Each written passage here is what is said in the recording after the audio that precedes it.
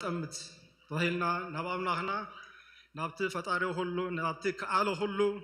ናብት መሰረት ፍጥረት ዘሆነ ናብት ምንጭ ሁሉ ሰናይ ዘሆነ እግዚአብሔር አምላክ ሰሃ ብሩህሃ ንበሎ ነመስግኖ እግዚአብሔር አምላክ እተ እንደ ኸብረ ይዝደኮንኩ ምስጋናይ ከዘንቱ ይብል እግዚአብሔር ይግባአካዩ ምስጋና ይግባአካዩ አምልኮ ይግባአካዩ ስግደተ ይግባአካዩ አብ አምላሂሃ እንዳበላ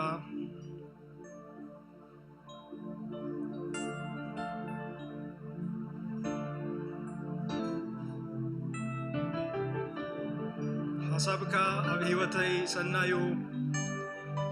አብ ሎሚ ሐሳብካ ሰናዩ አብ ጽባህ ሐሳብካ ሰናዩ ሐሳብካ ዘለዓለማዩ አባይ በሎ እግዚአብሔር ካባዶ አልኢሎ ዘለዓለማይነት አባና አሚጡሎ እግዚአብሔር ፈጢሩናይ ደኪኑናዩ እግዚአብሔር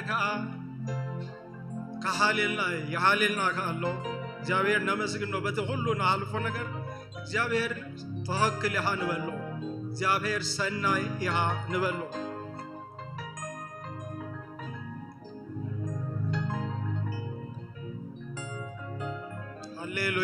ሃሌሉያ አራይ ከመጽሐፍ ቅዱስ ከንብቤ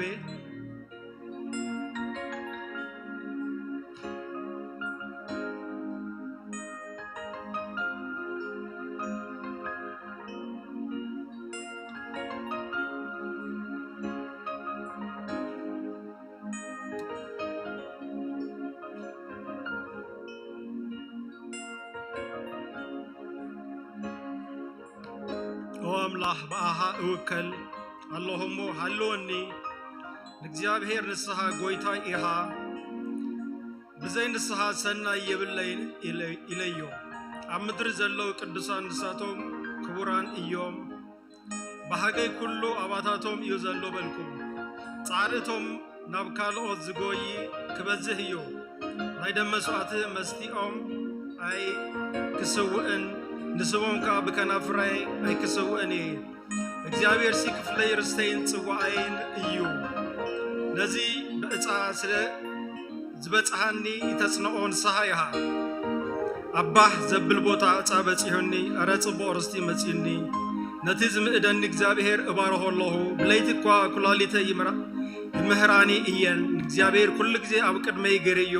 የማኔ ስለዝሆነ አይክናወጽን እየ ይብል እግዚአብሔር አብ ቅድመና ንስአሎ እስከ ኩሉ ጊዜ ንኦን ጠምት ናይቲ ናይ እምነትና ጀማርን ድምዳምን ዘሆነ እግዚአብሔር አብ ቅድመና አብ ቅድሙዮ አብ ናይ ሃጎስ ጽጋብ አሎ አብ ቅድሚዮ ሰላም አሎ አብ ቅድሚዮ እረፍቲ አሎ አሃተ ሐሳብና አኪብና ልብና እንዳፍሰስና ናብ እግዚአብሔር አምላክና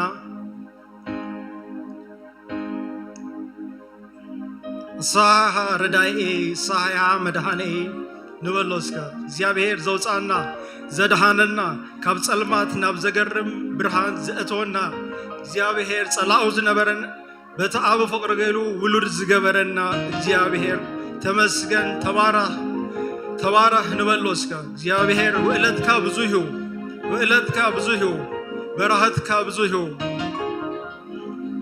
እግዚአብሔር ዝገበረልና ካብ ቁጥሪ ጨጉሪ ይበዝህ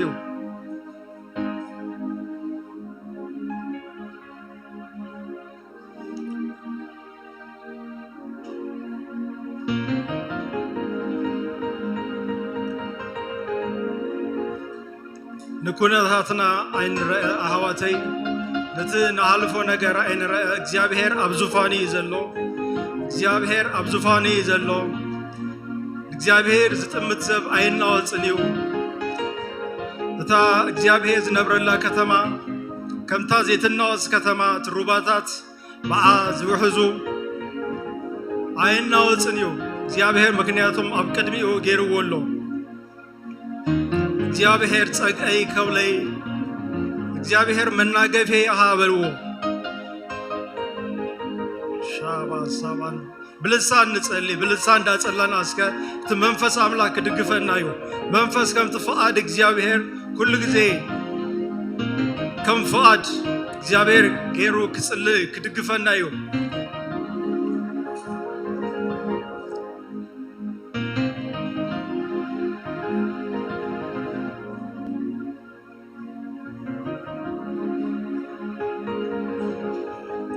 እግዚአብሔር ስለ ተፈቅሮ ነመስግኖስ ስለ አብ ተፈቅሮ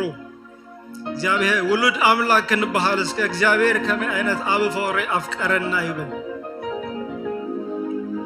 ከሙካ ኢና እግዚአብሔር አብ ፈቅሮ አፍቀረና ውሉድ ከአጌሩና ካብዝበልጽ ነገር የለን ኢየሱስ ውሉድ አምላክ ምስበለዮም ጸላኢ ተሲኦሞ ውሉድ አምላክ ገንዘብ ይግዛ ምክንያቱም በህይወት ይዝግዛ ካብዘ ጠፈ ዘርካ ተወሊድኩም አለሁም አይተጣፎነውም እተዛሃዘኩም ኢድ እሙን ስለዘሆነ ተዛሃዘና ኢድ እሙን ስለዘሆነ ራባሳባ ደሪጋሃላ ራባሳባ ደሪባላራባሽ ጳውሎስ ከምዚብል እተፈቅር አምላክ ምንሃውን width not so height depth and length ከንደይ ከም ዘሆነ ክትፈልጡ ይብል እግዚአብሔር እስከ ንፍለጦ ሞንስ አቦ ፍቅሩ ንፍለጦ ንኦ ንፍለጦ ግለጸለይ ተገለጸለይ ሪቪልድ እግዚአብሔር ግለጸለይ ኣብ ቅድመሃ ናሃ ቅጥምት ናሃ ጥራይ ክርኢ ናሃ ጥራይ ክስብ ካለ ደባል ከየቱ ንጸጋምን ነዋንን ከይብል እግዚአብሔር አምላኸይ ናሃ ክስብ አባጌ ድምጽይ ይሰምዓ ይስብዓንካ ይብል ካባይካ ዝወስደን የለን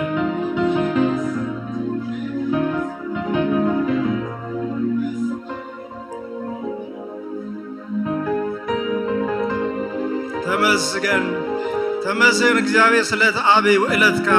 ስለተአበ ፈራሃ ስለቲ አመስቀል ዝተጋሃደ ፈራሃ በኢየሱስ ክርስቶስ ዝገለጽ ካለይ ኩሉ ነገር ተገልጹ አብት መስቀል ጳውሎስ እንታይሉ በጀካ መስቀል ካልክ ፈልጥ አይደለን ይብል እቱ ሁሉ ሚስጥር አምላክ አብት መስቀል አብ ክርስቶስ ተሰዊሩሎ ይብል በቃ እግዚአብሔር ወእለት መስቀል ክገልጸና እንዳጸለና ህጂ ምስ አሃዋትና ምስ መዘምራን ናብ አምልኮ ክናቲና ና እግዚአብሔር እንዳምላክና አቡ እንዳተሐጎስና እግዚአብሔር መዘምራን ጸጋ ከብዛሃሎም እግዚአብሔር ጸጋ አምልኮ ጸጋ ዝማሬ ከቦም ይርዳአና ምስ መዘምራን አምልኮና ክንከጽልና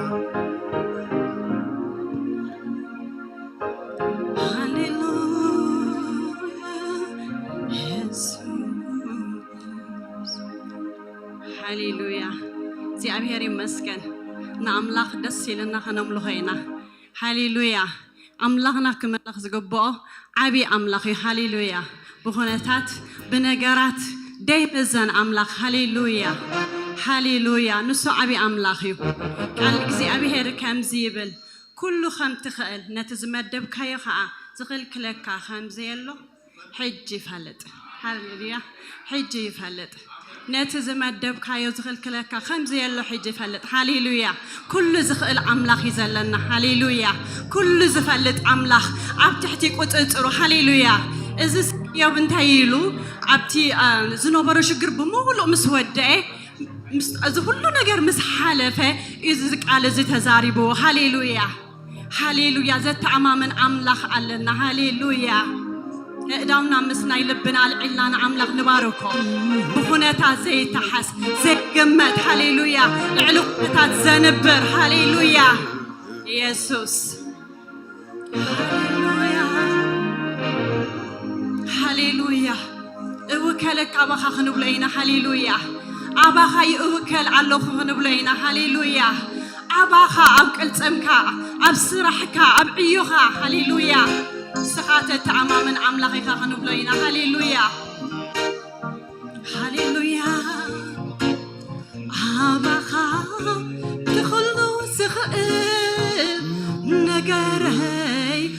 ودوئيو عباقا تخلو زفلت ودايي كلو هاليلويا حتى كنت هالونا نجراتو كذي كونس مسل انت هالونا هاليلويا عباقا تخلو زفلت ودايي كلو عباقا تخلو زفلت ودايي ودوئيو تخلو زفلت ودايي كابوز تحبئنا مستير يبلنان هاليلويا كابوز تحبئنا جر يبلنان أبو فلوتيو أبوها أمين أوانيو هاليلويا دا تعممنا بأملاك زمورينا هاليلويا يسوس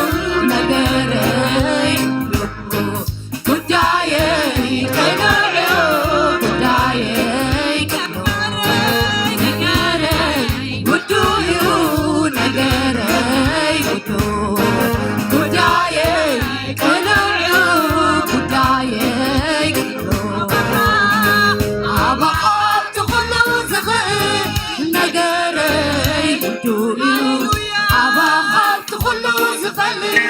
ودايق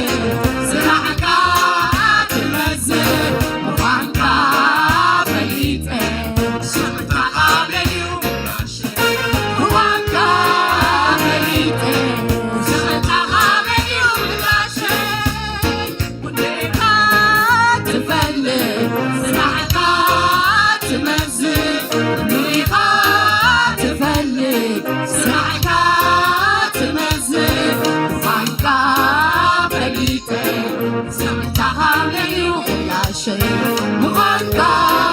بليت تعاملوا لا شيء على كيف زي ما نسلت ويتاي وتيقا تعري فتح أي فتح هجون ويتاي وتيقا هجون ويتاي وتيغا سغاسق انت ملكا من يزغبن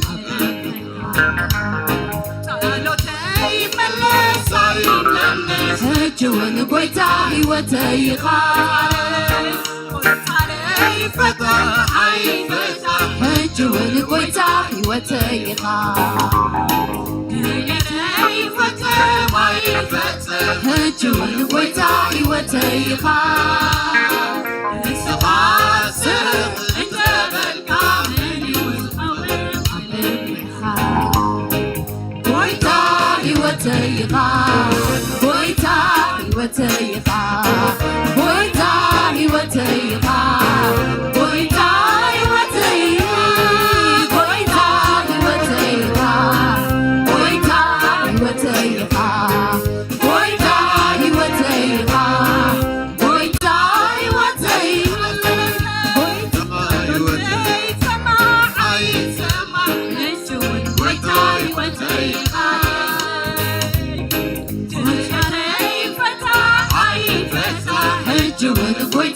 وتيقا إتاي فتح وعي فتح هجون ويتاي وتيقا نسغاسق انت بالكامل يزغور بنفسك ويتاي وتيقا ويتاي وتيقا ويتاي وتيقا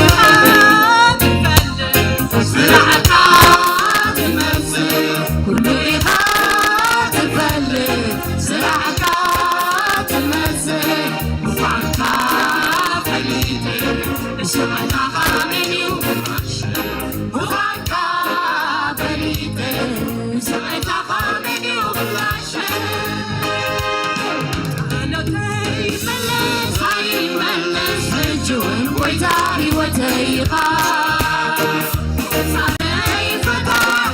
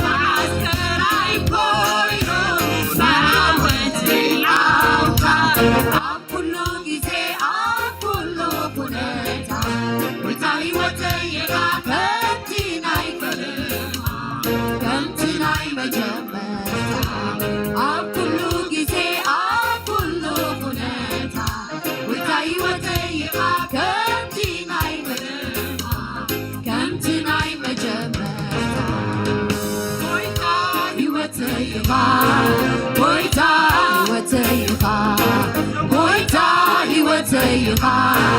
goita hiwateiha goita hiwateiha goita hiwateiha goita hiwateiha goita hiwateiha goita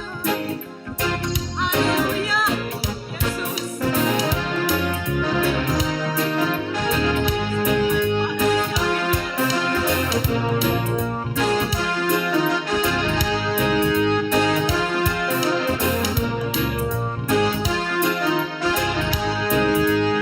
Jesus ጎይታ ይባይለ ዝእውጆ ኣዋን ዓስትራይ ኮይኑ ናይ ዓወተይ ዓውታ ኣብ ኩሉ ግዜ ኣብ ኩሉ ኩነታት ጎይታ ህይወተይ ኢኻ ከምቲ ናይ ፍልማ ከምቲ ናይ መጀመርታ ኣብ ኩሉ ግዜ ኣብ ኩሉ ኩነታት ጎይታ ህይወተይ ኢኻ ከምቲ ናይ ፍልማ ከምቲ ናይ መጀመርታ ህይወተይ ኢኻ ጎይታ ህይወተይ ኢኻ ጎይታ ህይወተይ ኢኻ ጎይታ ህይወተይ ኢኻ ጎይታ ህይወተይ ኢኻ ጎይታ ህይወተይ ኢኻ ጎይታ ህይወተይ ኢኻ ጎይታ ህይወተይ ኢኻ ጎይታ ህይወተይ ኢኻ ጎይታ ህይወተይ ኢኻ ጎይታ ህይወተይ ኢኻ ጎይታ ህይወተይ ኢኻ ጎይታ ህይወተይ ኢኻ ጎይታ ህይወተይ ኢኻ ጎይታ ህይወተይ ኢኻ ጎይታ ህይወተይ ኢኻ Jesus ጎይታ ይባይለ ዝውጆ ኣዋን መዓስራይ ኮይኑ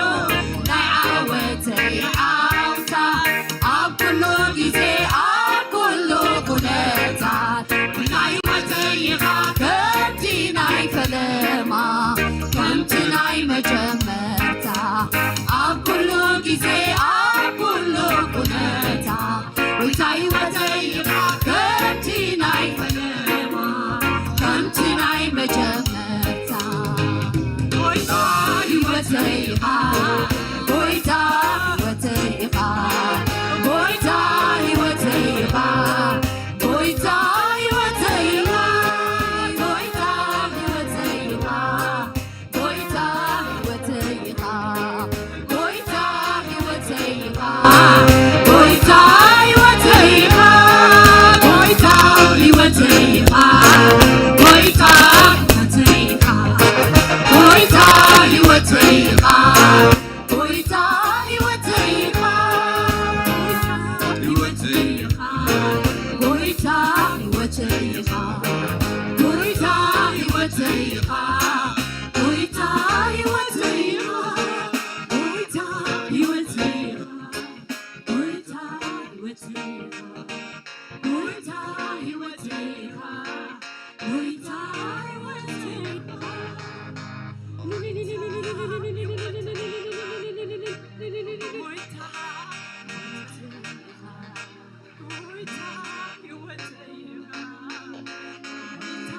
ህይወተይ ኢኻ ጎይታ ህይወተይ ኢኻ ጎይታ ህይወተይ ኢኻ ጎይታ ህይወተይ ኢኻ ጎይታ ህይወተይ ኢኻ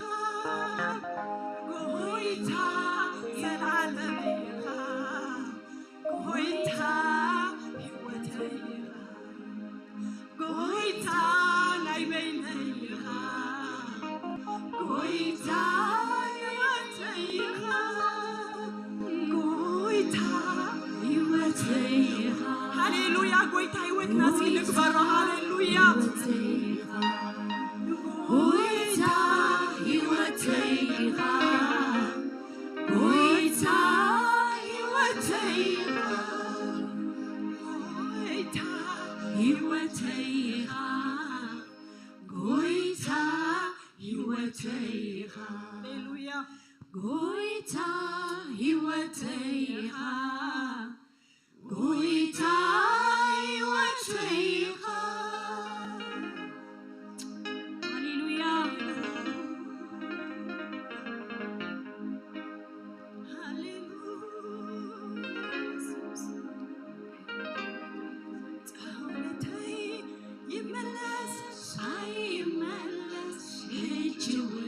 ويتا هيوتيخا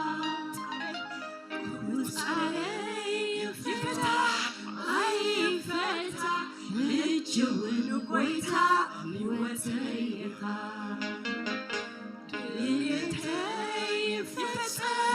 أي فتح الجون ويتا هيوتيخا يسخا سق انتبلكا من يزقوم كنفك ويتا يوتيها ويتا يوتيها هللويا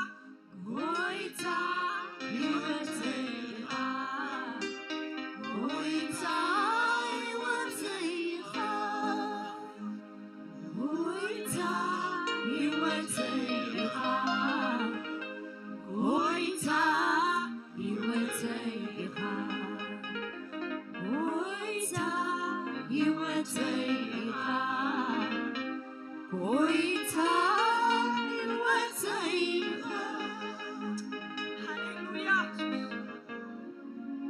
نزويتا يوتنا زمنا هللويا كتينا بحيلنا نزيابير كبرنا نتينا هللويا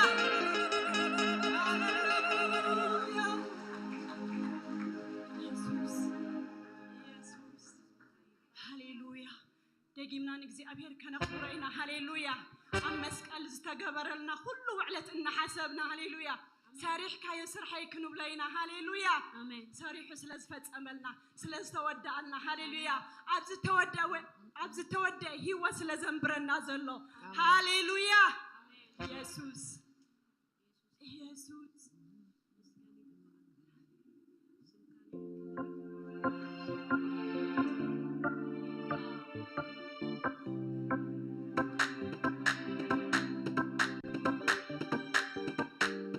هللويا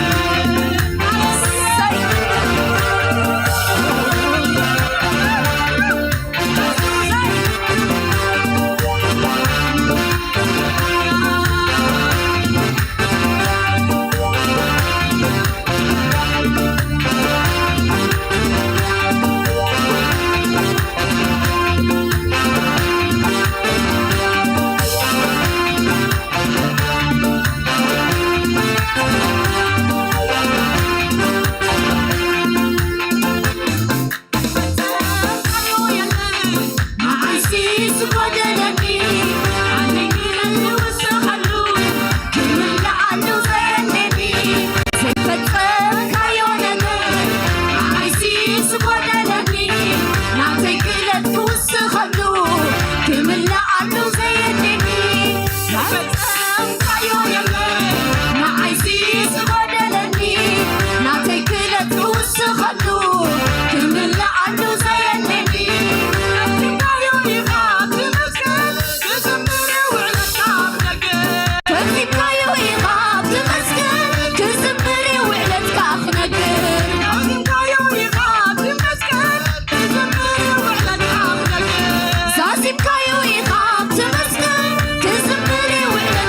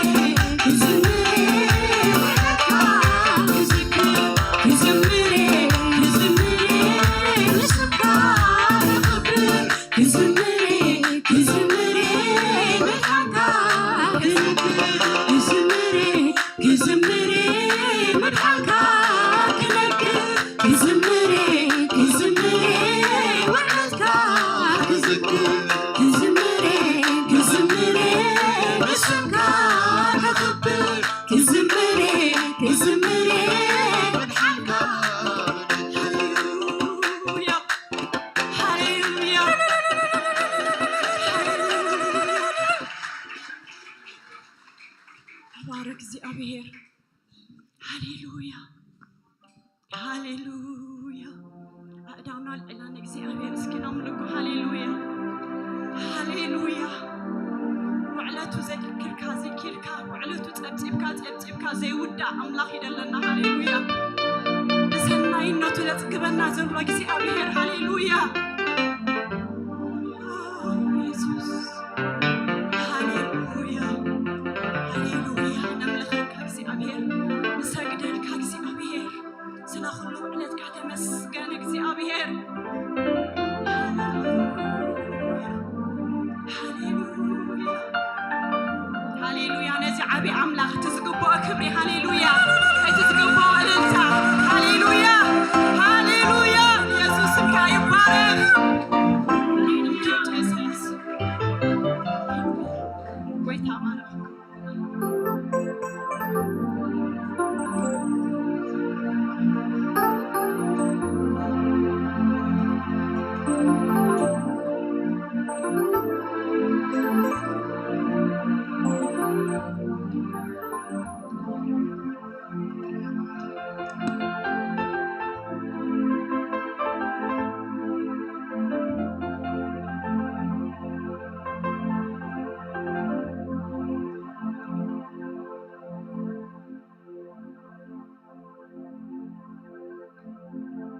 هاللويا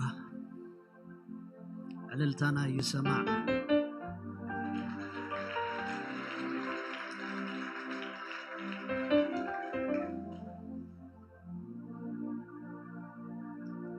يسوس قويتاي حجخا كم تقول لك زين قبرو زعبا هزبنان زعبا مدرنان كنصلينا داونا نزرقح أملاخ بكريستوس يسوس كيرو نتا مدرتي يتعرقا نعرق غزيا يكون الله ناي مبصح غزيا يكون الله اي دونغس كبلو اي دونغي حساب كانتا مدرتيا اي دونغي مخرخا نتا مدرتيا اي دونغي لونا نزرقح نسلطين اب قدم غزيا بهير كم سمعنا امينا نسو ايلوطني ابزوفان الله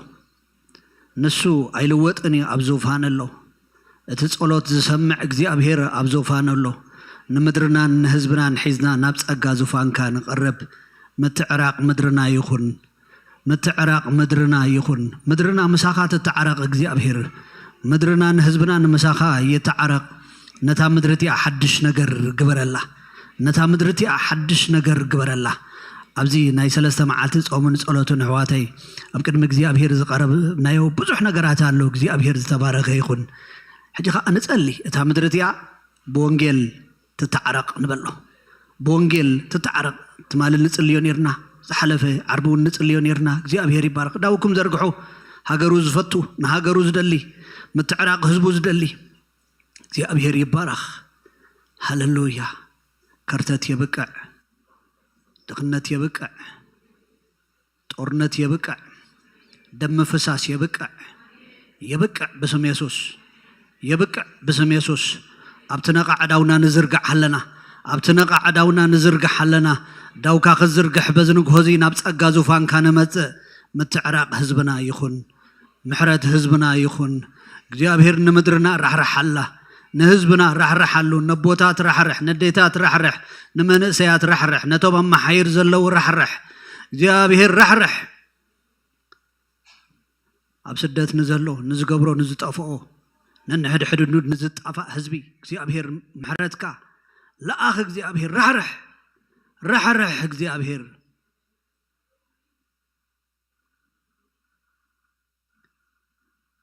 كم تسمعنا اميننا بودخا بكريستوس يسوس سلام مدرنا يفتن متعراق مدرنا يفتن እግዚአብሔር ንስኻ ብዙፋንካ ኢኻ ጸሎት ቅዱሳን ትሰምዕ ክብሪ ኩሉ ንዓኻ ይኹን አሜን እግዚአብሔር ይባረክ እስኪ ጽቡቅ ዜና ክሰምዕ ዝብል ብታقعيتን بعللتان عللتانا يسمع ስም እግዚአብሔር ዝተባረከ ይኹን መብራህቲ እንድሕር አብሪኩማ አዝዩ ደስ ይብለኒ ክብርና አምላኽ ይኹን ንመጀመሪያ ጊዜ ጋሻ ዝመፀ እንድሕር አለዩና ምስጋሻና ህልላለ ጋሻ ዝመፀ እንድሕር አለዩና አማእከልና ናይዚ ማሕበር ዚ ጽቡቅ ልማድ አጋይሽ መቀባልዩ ኢየሱስ ጎይታ ጋሻ እንድሕር አለዩ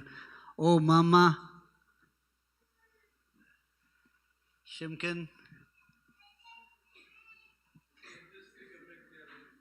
ቅድስቲ ገብረ እግዚአብሔር ካብስመራ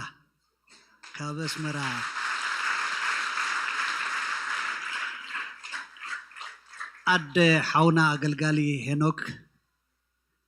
ያ እንደገና ታقعيت ናሐፍትና ፌቡ ናዲያ እንደገና ታقعيت እግዚአብሔር ዝተባረከ ይኹን ማማዬ እንኳን ብድሓን መጻኺ አማእከልና ክትርከቢ ፍቃድ እግዚአብሔር ስለዝኾነ ክብርና አምላኽ ይኹን ደስ ይለና ኣሎ ካለ ጋሻ እንድሕራሊና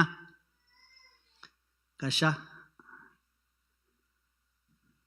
ካልኦት ኩልና ደቂ ገዛኢና እግዚአብሔር ዝተባ ሕራይ ሓወይ መንክብል ሽምካ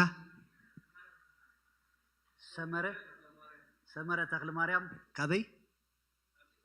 ካብ ካልጋሪ ሰመረ ተክለ ማርያም ሰብ ካልጋሪ ኻን ቋዳ ሓመጻኹምና ካለ እንድሕራልዩ ሒዝና ክንመጽእ ከዓ ይግባአና እዩ እግዚአብሔር ይመስገን ጥራሕና ክንመጽእ ፍቃድ አምላኽ ኣይኮነን ኢየሱስ ጎይታ እዩ ካለ ጋሻ እንድሕራሊና ዘይካ ሰመረ ካብ ካልጋሪ ዝመጸ ካብ ካል ዓድታት እውን ዝመጣና እንድሕራሊና حجزني قال قاشات تزيلي እግዚአብሔር ይባረክ ስለዚህ ሰሙናው መደባትና ከነግሪና ማለት ረቡዕ ካብ ሰዓት 6 ዝጅምር ናይ ወንጌል አገልግሎት አብዝ ቦታ ዘሎ ስለዚህ ተደገ ክፉት ሁሉ ጊዜ እቲ አናውንስመንት ክንገብር ከለና ናብ ተደገ ክትመጹሞ እየኹም ክትገብሩ እቲ ደገ ስለዚህ ረቡዕ ካብ ሰዓት 6 ዝጅምር ናይ ወንጌል አገልግሎት አለና ንጎ ሶሉስ ካብ ሰዓት 5 ፈርቃን ብዙም ዘካይድ ናይ ጸሎት ጊዜ ኣሎ አቡኻ አብ ገዛና ኮይና ዙምና ከፊትና ክንጽሊ ቤተክርስቲያን ምሊሳ ትሕብር ክብርና አምላኽና ይኹን ዓርቢ ናይ ደቂ ንስትዮ ፕሮግራም አሎ 5 ዝጅምር ካብ ሰዓት 6 ናይ ንግሆ ንኹልኻትክን ደቂ ንስትዮ ኣብዚ ክትሓብራ ከዓ ክፍለ ደቂ ንስትዮ ይሕብራና ሰዓት 6 ፈረቃን ዓርቢ ኩላቶም መንእሰያት ዕድሚኦም ካብ 13 ዓመት ንላዕሊ ዝኾኑ ኣብዚ ቦታ እዚ ብእንግሊዝኛ ዝካየድ እዩ ስለዚ ኩልኻትኩም ወለዲ ሓላፍነትና ደቅና ሒዝናዮም ናብዚ ቦታ ክንመጽእ ቤተክርስቲያን ተታብዕ እግዚአብሔር ይባረክ ቆልዑኻ ናብዚ ምምጻእ ይፈልጦን ይርድኦን ብዙሕ ቻሌንጅስ ኣለዎ ዋጋ ከፊልና ግን ደቅና ናብዚ ቦታ ዝነምጻዮም ናብ እግዚአብሔር ኩሉ ጊዜ ነቅርቦም እግዚአብሔር ከዓ ብናቱ መገዲ ይሰርሕ እዩ ክብርና አምላኽና ይኹን ቀዳም ግሩም ጊዜ ካብ ሰዓት 5 ካብ ሰዓት 8 ኣለና እዩ ስለዚ ኣብዚ ከዓ ክትርከቢ ምሊሳ ቤተክርስቲያን ከዓ ትዕድም ናይ ጸሎት ጊዜ እዩ ናይ ምንቅቃሕ ጊዜ እዩ ናይ ፍውስ እዋን ነይሩ ትማል ምሸት አዝዩ ግሩም እዋን ስለዚ ነቶም መጽኹም ዘይትፈልጡ ሰባት እንደገና ክትመጹ ኢንቫይት ንገብረኩም ንዕድመኩም ክብርና አምላኽና ይኹን 3 እብረለና 9:11 ፈረቃን ሰዓት 5 ኣብ ዝጥዕመኩም መጽኹም ክትሓብሩ ደጊምና ንሕብር ክብርና አምላኽና ይኹን ኢየሱስ ጎይታ እዩ ኢየሱስ ጎይታ እዩ አምላኽና ዝተባረከ ይኹን ስለዚ 4 መተንባህታ ኣለዋኒ ነዘን 4 መተንባህታ ሓንቲ ከይጉደልኩ ክነግር ክፍትኒ ሎማዓንቲ ንኹልኻትኩም ወለዲ ቅድሚ ሕጂ ከም ዝነገሩና ብከፍሊ ኪድስ ሚኒስትሪ ንኹላትና ወለዲ ኣብ ውሽጢ ናይ ምይይጥ ጊዜ ክትህልወና እዩ ኮኸብ ሎማዓንቲ አናውንስመንት ገይሩ ነይሩ ጽቡቕ ቃል ተዛሪቡ ናይ ምይይጥ ጊዜ ክትህልወና ስለዚ ኩልኩም ወለዲ ፕሮግራም ምስተወደአ ኣብ ውሽጢ ንክፍሊ ኪድስ ሚኒስትሪ ክንረኽቦም እዚ ክሕብር ይደሊ ክብርና አምላኽ ይኹን እታ ካልአይቲ ዘላትና ፋይናንሻል ሪፖርት ዝመጽእ ዘሎ ሰሙን ሪፖርት ክንገብሪና ትትህብዎ ዕሽር መባእ ናይ ዘሩባቤል አበይ ከም ዘሎ አበይ ከም ዝኣተወ ንምንታይ ከም ዝጠፈ ስላው መግለጽ መልከተ ኣብዚ መብርሂ ክወሃበና እዩ ስለዚ ዝመጽእ ዘሎ ሰሙን ነዚ ተዳሊኹም ክትመጹ ንሕብር ክብሪ ንአምላኽና ይኹን ኩኒውስ ኣለና ከኣኒ እግዚአብሔር ይመስገን ዝምርዓው ኣሕዋትና ኣለው ደም ኣብዚ ኪዱንን ኦምናን ኣብዚ እንድሕር ኣለኹም ኪዱንን ኦምናን ኣለው መርዓ ኣለና ታዳ ስቕ ኢልኩም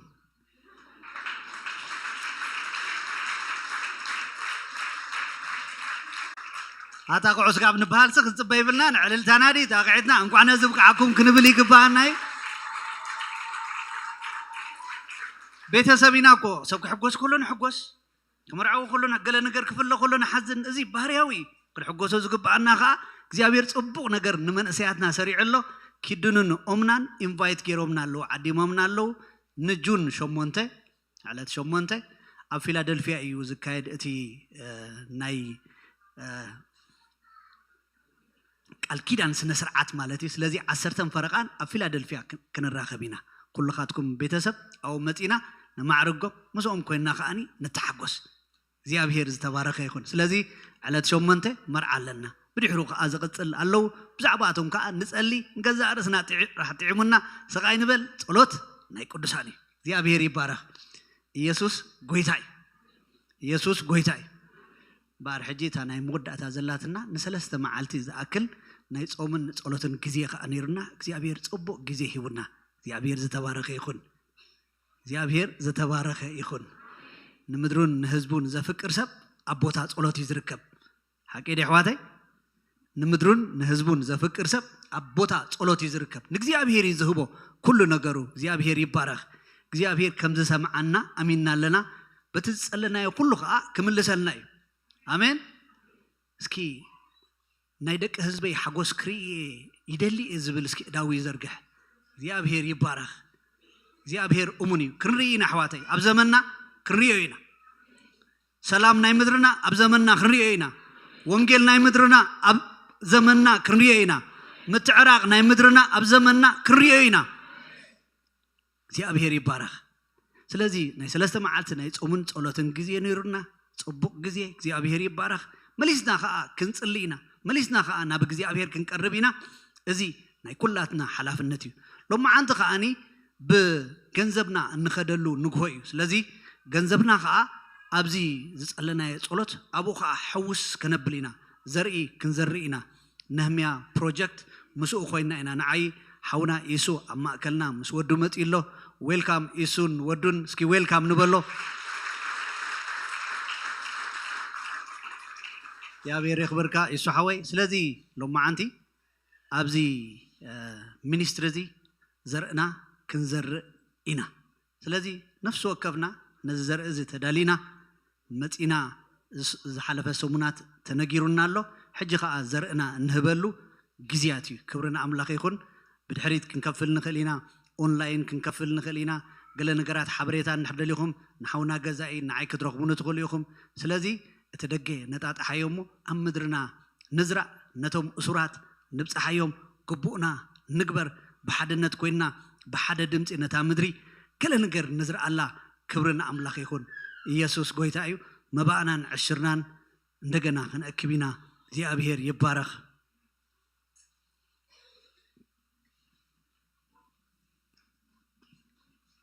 سلام وبعن عشرين كلنا نصلي قدس نزل على ما نزخنك قويتنا المدحنا نبو نمسكنا كلنا يحوات حبيرهم كنبرو كندي سناين تعمني خمس بالكالك بسم كخمس الناس نتاخا خفنا نمسكنك أبون مسرح بيتك هو الحزنا إذا متعنا خان مسرحتك هو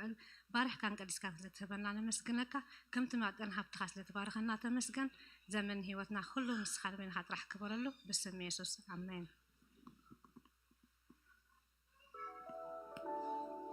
إنه فتوى يزبوغي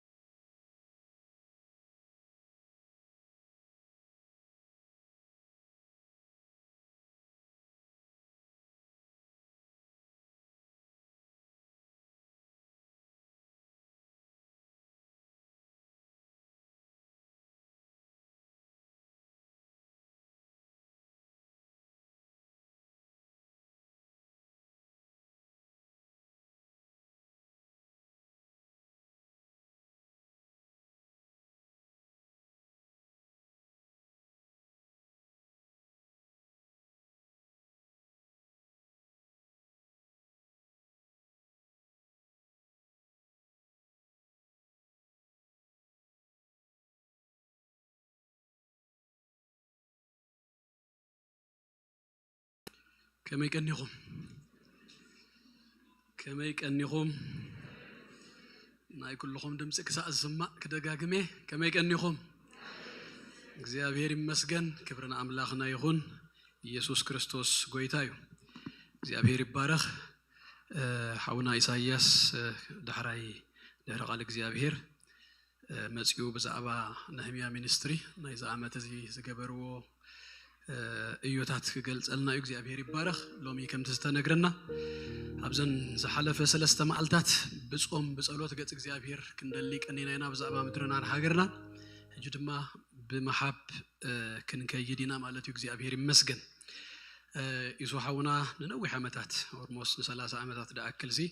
ካብዝ እንዳኸደና በኤርትራ ሐገዝ ይገብር ነይሩ ጅድማ በመንገድ ነህሚያ ሚኒስትሪ ንሱራት ንብዙሓት ደማ መበለታት ምብጻሕ ንዘልዮም ሰባት ዝበጽሕ ሐውናዩ አቤድ መንተን ይዝነብር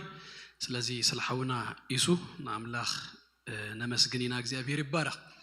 حجي بقطتا ناب قال እግዚአብሔር كنحلفينا ابز حلفه سمون زجمرنا يو تمرتينا نقصلو بزعبا بيت كريستيان زبل تمرتي ابز حلفه سمون جميرنا نيرنا نتوم زينبركم نشتي سمرايز كغبرامو نابنا يلوم مالتي قال እግዚአብሔር كنحلفينا ابز حلفه سمون زرانا يو كاب وانجيل ماتيوس مراف 16 كفقدي 13 كسب اسرا زلو نمجمريا غزي بيت كريستيان اكليجيا اتبل قال دركبلو كفليو بزعبا بيت كريستيان دما اگدست زغونو نطبታት ابتا كفلتي اتقميطوملنالو ጎይታና ኢየሱስ ክርስቶስ ነደቀ መዛሙርቱ ናብ ፊልጶስ ናይ ቂሳሪያ ሂዝዎም ምስወፀ ምስቶም ደቀ መዛሙርቱ ዝገበሮ ዝርርብዩ ኣብ ማቴዎስ ምዕራፍ 16 ካብ 13 ክሳብ 10 ዘሎ ሂዝዎም ወፂኡ ካብ ተዘለዎ ቦታ አውፃ አቢሉ ናብ ምድር አሕዛብ ወሲዱ ኣብ ገሊላ ካብ ገሊላ ኖርዝ እትርከብ ቦታ ወሲዱዎም ሲ ሕቶ ሓቲትዎም ሰባት ሲ ብዛዕባ ወዲ ሰብ ሲ እንታይ እዮም ዝብሉ ኢሉ ሓቲትዎም ንሳቶም ድማ ሰብ ዝብሎ ኣርባዕተ መልስ ነጊሮሞ ገሊኦም ኤርምያስ ይብሉኻ ገሊኦም ኤልያስ ገሊኦም ድማ ዮሐንስ ገሊኦም ድማ ካብ ነቢያት ሓደ ብሉ ኢሉ ኢሎም መልሶምሉ ጎይታ ግና አጥበቅ አቢሉ ድማ ኤክስትራ ሓንቲ ሕቶ ሓቲትዎም ኦኬ ሰባት ዝብልዎ ነጊርኩም ነለኹ መስኻትኩም ከመን ይትብሉ መስበሎም ሽኡ ጴጥሮስ ሓደ መልስ መሊሱ ንስኻ ክርስቶስ ወዲ ሕያው አምላኽ ይኻይልዎ ጎይታ ድማ ሽኡ እብለካለኹ ኢልዎ ጴጥሮስ እዚ ስጋ እንደምን አይገለጸልካን እዚ ሰማይ ዝገልጾ ካብ ሰማይ ዝርከብ حقي كاب سماي زركب برهاني خارغيبك وتككلي خا انا كريستوس ودهياو املاك يلكا خمس جلس كان خومي انا دما بلكالخو يلو ملاش بوشو كاب زي اينا هذا ثلاثه زخو نطبታት رينالا حنت رابعيت دما تسفا ابزاكو هزيا نمحبري كحنصي دغيتا سيول دما اي كهيلوانيوم يلو هجي كابزا نطب زياسي ثلاثه ነገራት ሪና ነርና هذا كجمر كلوس نتا محبري يلوا I will build my church نمحبري ابزاكو هزيا كهانصاي بيت كريستيان ناي ማንም ማይኮነትን ቤተ ክርስቲያን ናይ ክርስቶስያ ከነመላለስ ከነብር ከለናሲ ከምዚ ንማንም ንገብር ናብ ናይ ማንም ቤት ከምዚ መጻና ክንሐስብ ይብልናል كنجبرو كلنا تنجبرو زبله كله كنحسبو زجبأنا نجرسي بيت كريستيان ناي كريستوسيا كريستوس نمان نمسي مفقاد ايرليونيو ابيتو السيو وانا السيو عزازي السيو زمرح ناي كريستوسيا كبرنا املاخنا يكون ابز دما زتزاربو زربا ابزاكو هزي ايلو ማህበራዊ ከሐንጽ ይሉ መሰረት ናይ ቤተ ክርስቲያን ድማ ክርስቶስ ኢየሱስ እዩ ንስኻ ክርስቶስ ወድህያው አምላኽ ኢኻ ምስበለ እዩ አብዛከው ህዚ አንባርሲ ንማህበራዊ ድማ ከሐንጽ ይሉ ስለዚህ ቤተ ክርስቲያን መሰረታ ክርስቶስ ኢየሱስ ባዕሉ ከም ዝኾነ ሪና ክርስቶስነ መንገድሎም ማልቶን ከሐልፎይና ክሪዮይና ሳልሳይ ድማ ዝራእናዮ ነገርሲ ከሐንጻኤ ስለዚህ በለ ካብታ ኢየሱስ ክርስቶስ ከሐንጻ ካብዝ ጅምረሉ ቅድመ 2000 ዓመት ጀሚሩሲ still now ሲ ቤተ ክርስቲያን እና ተሐንጸት ያዘላ ከምዚ under construction ዝብል ጽሁፋት ኣብ construction sites ክንገይድ ከለና ከምዘሎ ኣብ ቤተ ክርስቲያኑን ከምኡን ሐስብ ይጽቦ ቤተ ክርስቲያን ትህነጽ ያዘላ ናብቲ ፐርፌክት ነገር አይመጸትም እናተ ሰርሐት እናተ ሐንጸት ትኸይድ ደለያ ስለዚ ቤተ ክርስቲያን ትእየ ያዘላ ትስራሕ ያዘላ ትሕነጽ ያዘላ ከም ዝሓለፈ ግዜ ዝበልኩኹም ኣብቲ ዝስራሐሉ ኮንስትራክሽን ዝግበረሉ ቦታ ክትከይድ ከለኻሲ ሓርፋፍ ነገር ይጸንሐካ እዩ ማርቴሎ ገለ መለጸን ሐካ ድስራሕ ነገር ይጸንሐካ ገለ ምክንያቱ ስለዘይ ተወደደ ኣብ ቤተ ክርስቲያኑን መጺናሲ ብዘይ ተሰርሐ ተሰሪሁ በዘይ ተወደደ ነገራትሲ ሰርፕራይዝ ዳይንኹን ስራሕና ዘለና ፍጹማት አይኮንና ናተሰራሕና ግን ንኸይዳሉና ሓደ ተስፋ ድማ ሂብዋ ደጌታ ሲኦል አይከህይሉዋን ኣብቲ ዘመን ተዝነበሩ ኩላቶም ከተማታት ቀጽሪ ይግበረሎም ነይሩ እጂ ትውግእ ክግበር ከሎ ኣብቲ ሜዳ ይድግበር ምክንያቱ ናይ መወዳታ እርድኻዩ ከተማ ህፃናት አዴታት ገለ ሁሉሲ ኣብቲ ከተማ የምዘሎ እቶም ዝዋጉስ ኣብቲ ሜዳ ኸይዶም ይዋጉ ተኺልካ ጸላኢኻሲ ናባኻ ከምዘይ ቀርብ ጌርካ ኣብ ሜዳ ኢኻ ትስሮ ኣብ ሜዳ ተተሳኢርካ ግን ናይ መወዳታ እርድኻ መጺኻሲ ተቆበሉስ እቲ ከተማ ምስተዓቆበ ድማ ምስዓተወ ድማስ እቲ ዝመጽእ ንኹሉ ክሳዕ መወዳታ ክብዝብዜ እንድሕር ኢሉ ኣብ መሮር ጥራይ ኣብ ሜዳ ጥራይ ሲኢሩዎሲ ኣይከይድን እዩ ናብታ ከተማ ይመጽእ ኩሉ ተቀጺሩ ስለዘሎስ እቲ መእተዊ ደገ እዩ ስለዚ ነቲ ደገ መጽኡ ኣፍሪሱ እንድሕር ኣትዩ ነቲ ኣብ ከተማ ዘሎ ሓብቲ ዘበለ ሁሉሲ ይብዝብዞ ስለዚ ንቤተ ክርስቲያን ጎይታ ዝህባ ዘሎ ተስፋሲ ሞት አጽይዎም ዘሎ ሲኦል አጽይዎም ንዘሎ ዘበለ ሁሉምሲ ከይዳስ እተፍትሕ ነጻ ትገብርያ ደጌታ ሲኦል እንታይ ይገብርዋን እዮም አይህይሉዋን እዮም ኢየሱስ ክርስቶስ ጎይታ እዩ ተስፋናዚዩ ደጌታ ሲኦል አይህይሉዋን እዮም ኢየሱስ ጎይታ እዩ ንሞት ተታሂዞም ተሐጽዮም ዘለው ተአሲሮም ንዘለው ናብ ሲኦል እናተመርሁን ዘለውሲ ቤተ ክርስቲያን ክትከይድ ወንጌል ክትሰብኽ ደጌታት ሲኦል ድማ ከይህይሉዋ አቡ እናበዝበዘት ክትከይድሲ እዚ ተስፋ ተዋሂብዋ ሎማልት ድማ ናብ መጽሐፍ ኤፌሶን ኮስደኩም ኣብ ሓደ ክፍል ስለዘይኮነ ሓንቲ ክፍል ይንበበልኩም ነይ ግን ኣብ ሓደ ኣርባዕተ ዝኾኑ ክፍልታት ብዛዕባ ቤተ ክርስቲያን ዝተባህለ ነገር ክንድሪኢና ኤፌሶን አምላኽ በክርስቶስ ኢየሱስ ገይሩ ከመይ አይነት በረኸት ከም ዝባረኸና ከመይ ከም ዝገበረና ዝገልጸሉ ዘገርም መጽሐፍ እዩ ኣብዚ ትበረኸታቱ ክገልጽ ከሎ ጳውሎስ ተዝክሩይኹም ንአምላኽ እናመስገነ ድማ እናጸለየ የእንትና خفت መታን ትበረኸት ክንርድኦ ክነስተብህሎ ታይ ከም ዝኾንና ታይ ከም ዝገበረልና ጎይታ ክነስተብህሎ ክንርድኦ መታን ሲናጸለዩ ጳውሎስ ጽሒፍዎ እና በኢንዲቪጁዋል ጥራይ ክንሓስቦ ይብልናል ኣብ ኤፌሶን ከም ማህበር ኮሌክቲቭሊ ድማ ከም ቤተ ክርስቲያን ሲ አምላኽ እንታይ ከም ዝገበረልና ከመይ ከም ዝኾንና እንዳገለጸልና ይዝኸይድና ብዙ ይዘሎ ሓደ ሸዓተ ዝኸውን ኣሎ ኣነ ግን ኣርባዕተ ጥራይ መሪጸ ብዛዕባ ቤተ ክርስቲያን ዝተዋሃበ ሜታፎር ወይ ድማ ስዕላዊ መግለጺ ክንድሪኢና ቅድምና ኣብዚ ምእታወይ ግን ጳውሎስ ኣብ ምዕራፍ 3 ንቤተ ክርስቲያን ብዘገርም መንገዲ ሓደ ነገር ነጊሩና ኣሎ ቤተ ክርስቲያን እንታይ ከም ዝኾነት እግዚአብሔር አምላኽ ንገዛእ ርሱ በፍጥረት ገሊጹ እዩ መዝሙር 19 ተኸድኩም ተሪኹም ካብ ሓደ ክሳብ 6 ኩሉ ግብርታት ናይ እግዚአብሔር ፍጥረት ናይ እግዚአብሔር ዘበለ ሁሉሲ ንስራህ እግዚአብሔር ናይ አምላክ ክብሪ ይገልጽ ምዃኑ እዩ ዝነግረና ስለዚህ አምላኽ ሲ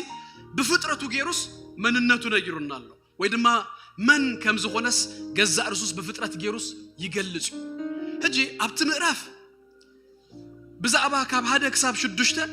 ሓንቲ መዓልትስ ነታ ሓንቲ መዓልቲ ፍልጠት ተሕልፈላ እናበለ በቃ ፍጥረት ሲ ከመይ ገይሩ ንግዚአብሔር ከም ዘጋሓዶ ንግዚአብሔር ከም ዘርኢ ክብር እግዚአብሔር ቡ ከመይ ከም ዘገልጸ እንዳነገረና ኸይዱ ቁጥር 7 ክበጽሕ ከሎ ግን ቀጽሉ ድማ እግዚአብሔር ብዝበለጸ መንገድ ዝተገልጸሉ ይዝነግረና which is እሱ ድማ ቃሉ እዩ እጂ ፍጥረት ሪኢና ክንድነቕ ንኽእሊና ፍጥረት ሪኢና ግን ናብ ንስሐ ይንመጽእ ከገርመና ኽእል እዩ ግን ኃጢአተኛ ምዃንና ይገልጸልና እዩ ቃሉ ግን ኃጢአተኛ ምዃንና ይነግረና መድኃኒና መን ከም ዝኾነ የሪእና ስለዚህ ኣብታ ቁጥር 7 ንነፍስ ድማ እንታይ ዝገብራ እቲ ቃል ይብለና ዝመልስ እዩ ይብለና የእንት ዘብርህ እዩ ጥበብ ዝህበካ እዩ ተቃል ዝገብሮ ነገር ይነግረና ስለዚህ ብዝበለጸ መንገድ እግዚአብሔር ሲ በቃሉ ድማ ተገሊጹ ሱጥራይ ድማ አይኮነ እግዚአብሔር ድማ بغالب منتاي تغليصو تهلكمني امودعتا التيميت بزخونه منገድ ድማ ዝተገልጸሉ ሲ በክርስቶስ ኢየሱስ የተገለጹ ጳውሎስ አብ ቀዳማይ ጢሞቴዎስ ምዕራፍ 3 ቁጥር 16 እትምስጢር አብዩ ይሉና ብዛባ ኢየሱስ ይዛራ በስጋ ዝተገልጸ ይልዋ በመንፈስ ጸደቀ ይብል ሞታሳል ሰይቲ ንመላእክት ድማ እንታይ ገብረ ይብለና ተራእየ ይብለና መላእክት ከማንሲ نعملاخ سي راي ونيرو مغنياتو سو ابزي قرب برهانات يزنبر ملائكه كمانسي اذا بكريستوس يسوع نابزا مدرزي امس مصه بسغاز تغلص زصدقه دمان ملائكه سنتاي كوينو ترايو ملائكه كمانسي بكريستوس يسوع يونا املاخ سي كريو زخال امراف سلستخن مصخلنا دماسي نبيته كريستيان باولوس انتاي بلا مسلكو بيته كريستيان نعملاخ سنتاي تغبرو يا مسلكم تغلصو يا مراف 3 ቁጥር 10 كمزي بلنا املاخ اتا بزو زاينتا طبب هجي بتا ማህበር ገይሩ አብ ሰማያት ዘለው ሹማምንትን ስልጣናትን ምእንት ኸፍልጦም ይብለና ቤተ ክርስቲያን ሲ ናይ እግዚአብሔር ጥበብ ዝተገልጸለያ ክብረና አምላኽና ይኹን ምዕራፍ 3 ሄድኩም ከተንቦ ከለኩም ሲ ካብ አዳም ጀሚሩ ሲ አሕዛብን አይሁድን ሓደ ገይሩ ከም እንደገና ከም አዳም ሓደ ሰብ ገይሩስ ናብዚ ከም ዘምጾም ሲ ምስጢር ይነሩ ማንንም አይፈልጥ ነሩ በቤተ ክርስቲያን ግን እዚ ተጋህደ ይብለና ክብረና አምላኽና ይኹን እምባር ቤተ ክርስቲያን ሲ ጥበብና እግዚአብሔር ሲ ዝተጋህደለያ ክብረና አምላኽና ይኹን አረ ክብረና አምላኽና ይኹን ኢየሱስ ጎይታዩ ባርክን ቅጽልጂ አርባዕተ ህጽር አቢለህ ነግረኩም ቀዳማይ ቤተ ክርስቲያን በሁሉ ገጻታ ክንፈልጣ ስለዝግባ ጳውሎስ ሜታፎርና ገበረ በስዕላዊ መግለጽታት እና ገበረ እዩ ዘሪእና ቤተ ክርስቲያን መጽሐፍ ቅዱስ ኩሉ ክትሪኡ ወኸለኩም ፍላይ ሐድሽ ኪዳን ንዝኾነ መንፈሳዊ ሐቅ ንግርድኦ መታንሲ አብት ዴይሊ ላይፍና ዘሎ ንፈልጦን ንርድኦን ነገር ሲ አምጽዩ ምስተ መንፈሳዊ ነገር የተሐዘል ወይታ ከመርከሎ በዚህ ከሙ ይጥቀም ዘራእይ ከዘር ወጽ እናበለና በዛባ ዘርኢ ነግረና ግን እቱ ጉዳይ በዛባ ቃል በዛባ ልብዩ በዛባ ገዛ ይነግረና በዛባ ተገዛ ነግረና ሁሉ ግን በዛባ ህይወት ናይ ሰባትዩ ህጅቲ መግለጽታት ኩሉ ሲ ነት መንፈሳዊ ሐቂ ንግርድኦ ይድገብረና ህጅ ንቤተ ክርስቲያን ድማ በሁሉ ገጻ ክንፈልጣ መታን በሃንት ምስላ ጥራይ በሃንት መግለጽ ጥራይ ኮነን ዝንገረና በሁሉ ይዝንገረና ዘሎ መታን አጸብቅና በሁሉ ክንፈልጣን ክንርድአን መታን ማለት ነው ስለዚህ አብ ኤፌሶን ምዕራፍ 1 ቁጥር 22 ናይ መጀመሪያ መግለጽ ዝህበና ቤተ ክርስቲያን ስጋ ናይ ክርስቶስ ኢየሱስ ያ እጂ ከም ዝበልኩኹም ኩለን ሓደ ሸዓተ ዝኾኑ መግለጽታት ሰላዊ መግለጽታት አብ ኤፌሶን ይብሎ አርባዕተ ጥራይ መሪጽናይና ንርኢ ንሎም ማልት ብዛአክል መንገዲ ስጋ ቤተ ክርስቲያን ከም ስጋ ገይሩ ክገልጻ ከሎ ጳውሎስ እዚ መጀመሪያው አይኮነ አብ ቀዳማይ ቆሮንቶስ ምዕራፍ 10 ተخلت ኸሙ ገይሩ ይገልጻዩ አብ ሮሜ ምዕራፍ 10 ተخلت ኸሙ ገይሩ ይገልጻዩ አብ ቆሎሴ ድማ ምዕራፍ 3 ምዕራፍ 2 ሶሪ ከሙ ገይሩ ይገልጻዩ እጂ ከምዚ ዳሳስ አይነት ንገብርሞ ከመይ ከምዚ ተገልጻ አብ ካለ ቦታታት ናብዛና ኤፌሶን ክንመጽና አብ ቀዳማይ ቆሮንቶስ ምዕራፍ 10 ተخلت ህያባቱ ተዘርዚሩ አቡ ድማ ሓደ ስጋዩ ኩሉ ክብለና ከሎ ጳውሎስ ክብሎ ዝደለየ ነገር አቡ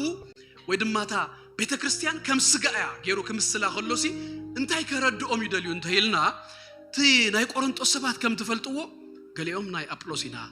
ገሊኦም ናይ ኬፋኢና ገሊኦም ድማ ናይ ጳውሎስና ገለንዳበሉ ስለዚ ተመቃቀሉ ክርስቶስ ዶ ተከፋፊሉ ተመቃቂሉ ዲዩ ስለዚህ ንሱስ ሓደ ስጋዩ ንስኻትኩም ሲ ሓደ ስጋይኹም ህጂ እቲ ህያባቱን ምዕራፍ 10 ተخلت ህያባቱ ተዘርዚሩ ነታ ሓደ ህያብ ካብ ተሓደሲ አይተበላልጽዎ አብ ሓደ ስጋ ዘሎ ኩሉ ኦርጋን አይኒ ይሁን ገለሲ ኩሉስ ይጠቅምዩ ዘይጠቅም ነገር የለን ሓደስ ካብ ተሓደስ ዝበልጽ አይኮነን ግን ንምህናጽ ንጥዕና እቲ አካል እቲ ስጋሲ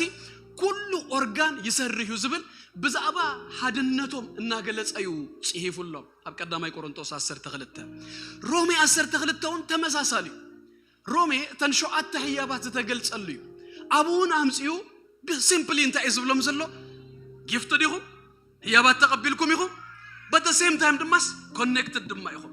نحاده اكل نحاده سغا يهم زلهم زي طقم ነገር اب هذا يلن زتوهبه حياب زبله كله سي نغزا ارسو ايكونن انا استوهبني صقا استوهبني حياب نا ايكون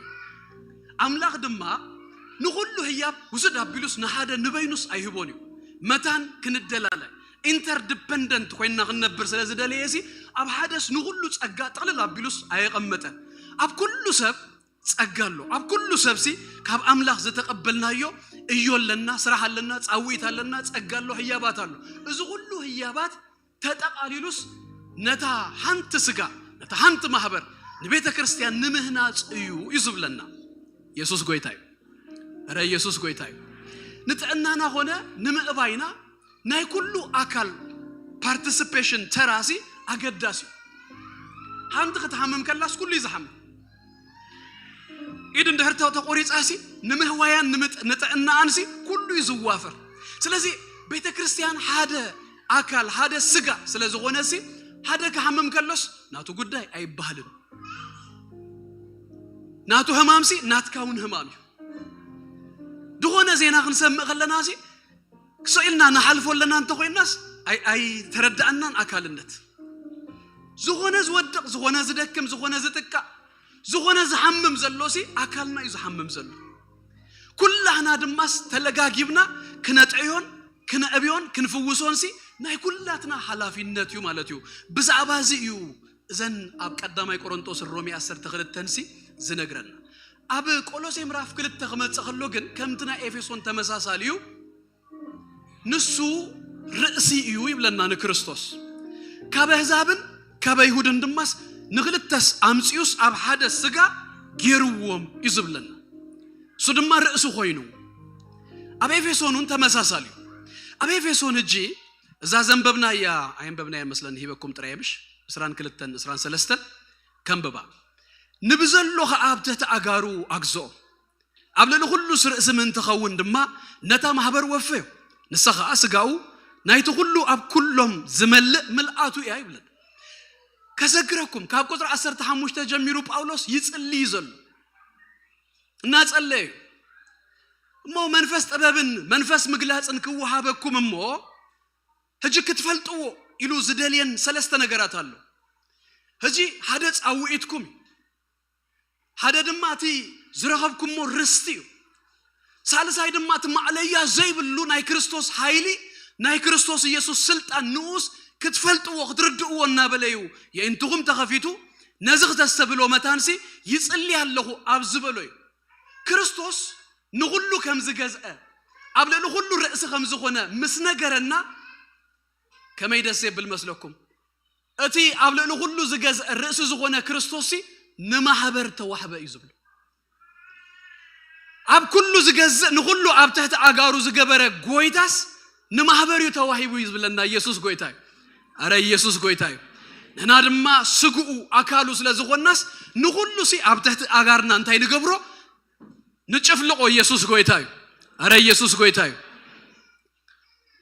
اب تحت اغرناس تقدقيت يزلو نمحبر نسو ابلل كله زغزسي هياب كوينوس تواهيبو كم زلماد كوينونا ينبر حانسا ገስጹ ከባህል ከሎስ ከምዝ ካብ ሰማይ ነውርዶ ድመስል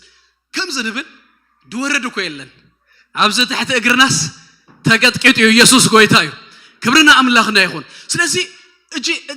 እዚ የእንትኩም በሪሁ ተኸፊቱልኩም ሲ ክትርድኡ ወደል ያለሁ ድብሎሲ ንማህበር እቲ ሁሉ ዝገዝ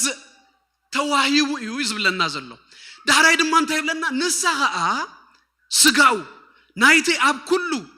اب كلهم زملء دما ملآتو إيا يبلنا سانتيا ملآتو إيا هجي ملآتو إيا زبل حساب أمراف 4 حموشتون ترغبوا يخم نهنا بقون ملائنا مراف 4 هجي تغيركم نابنت 10 حدا نابلك ملآت كريستوس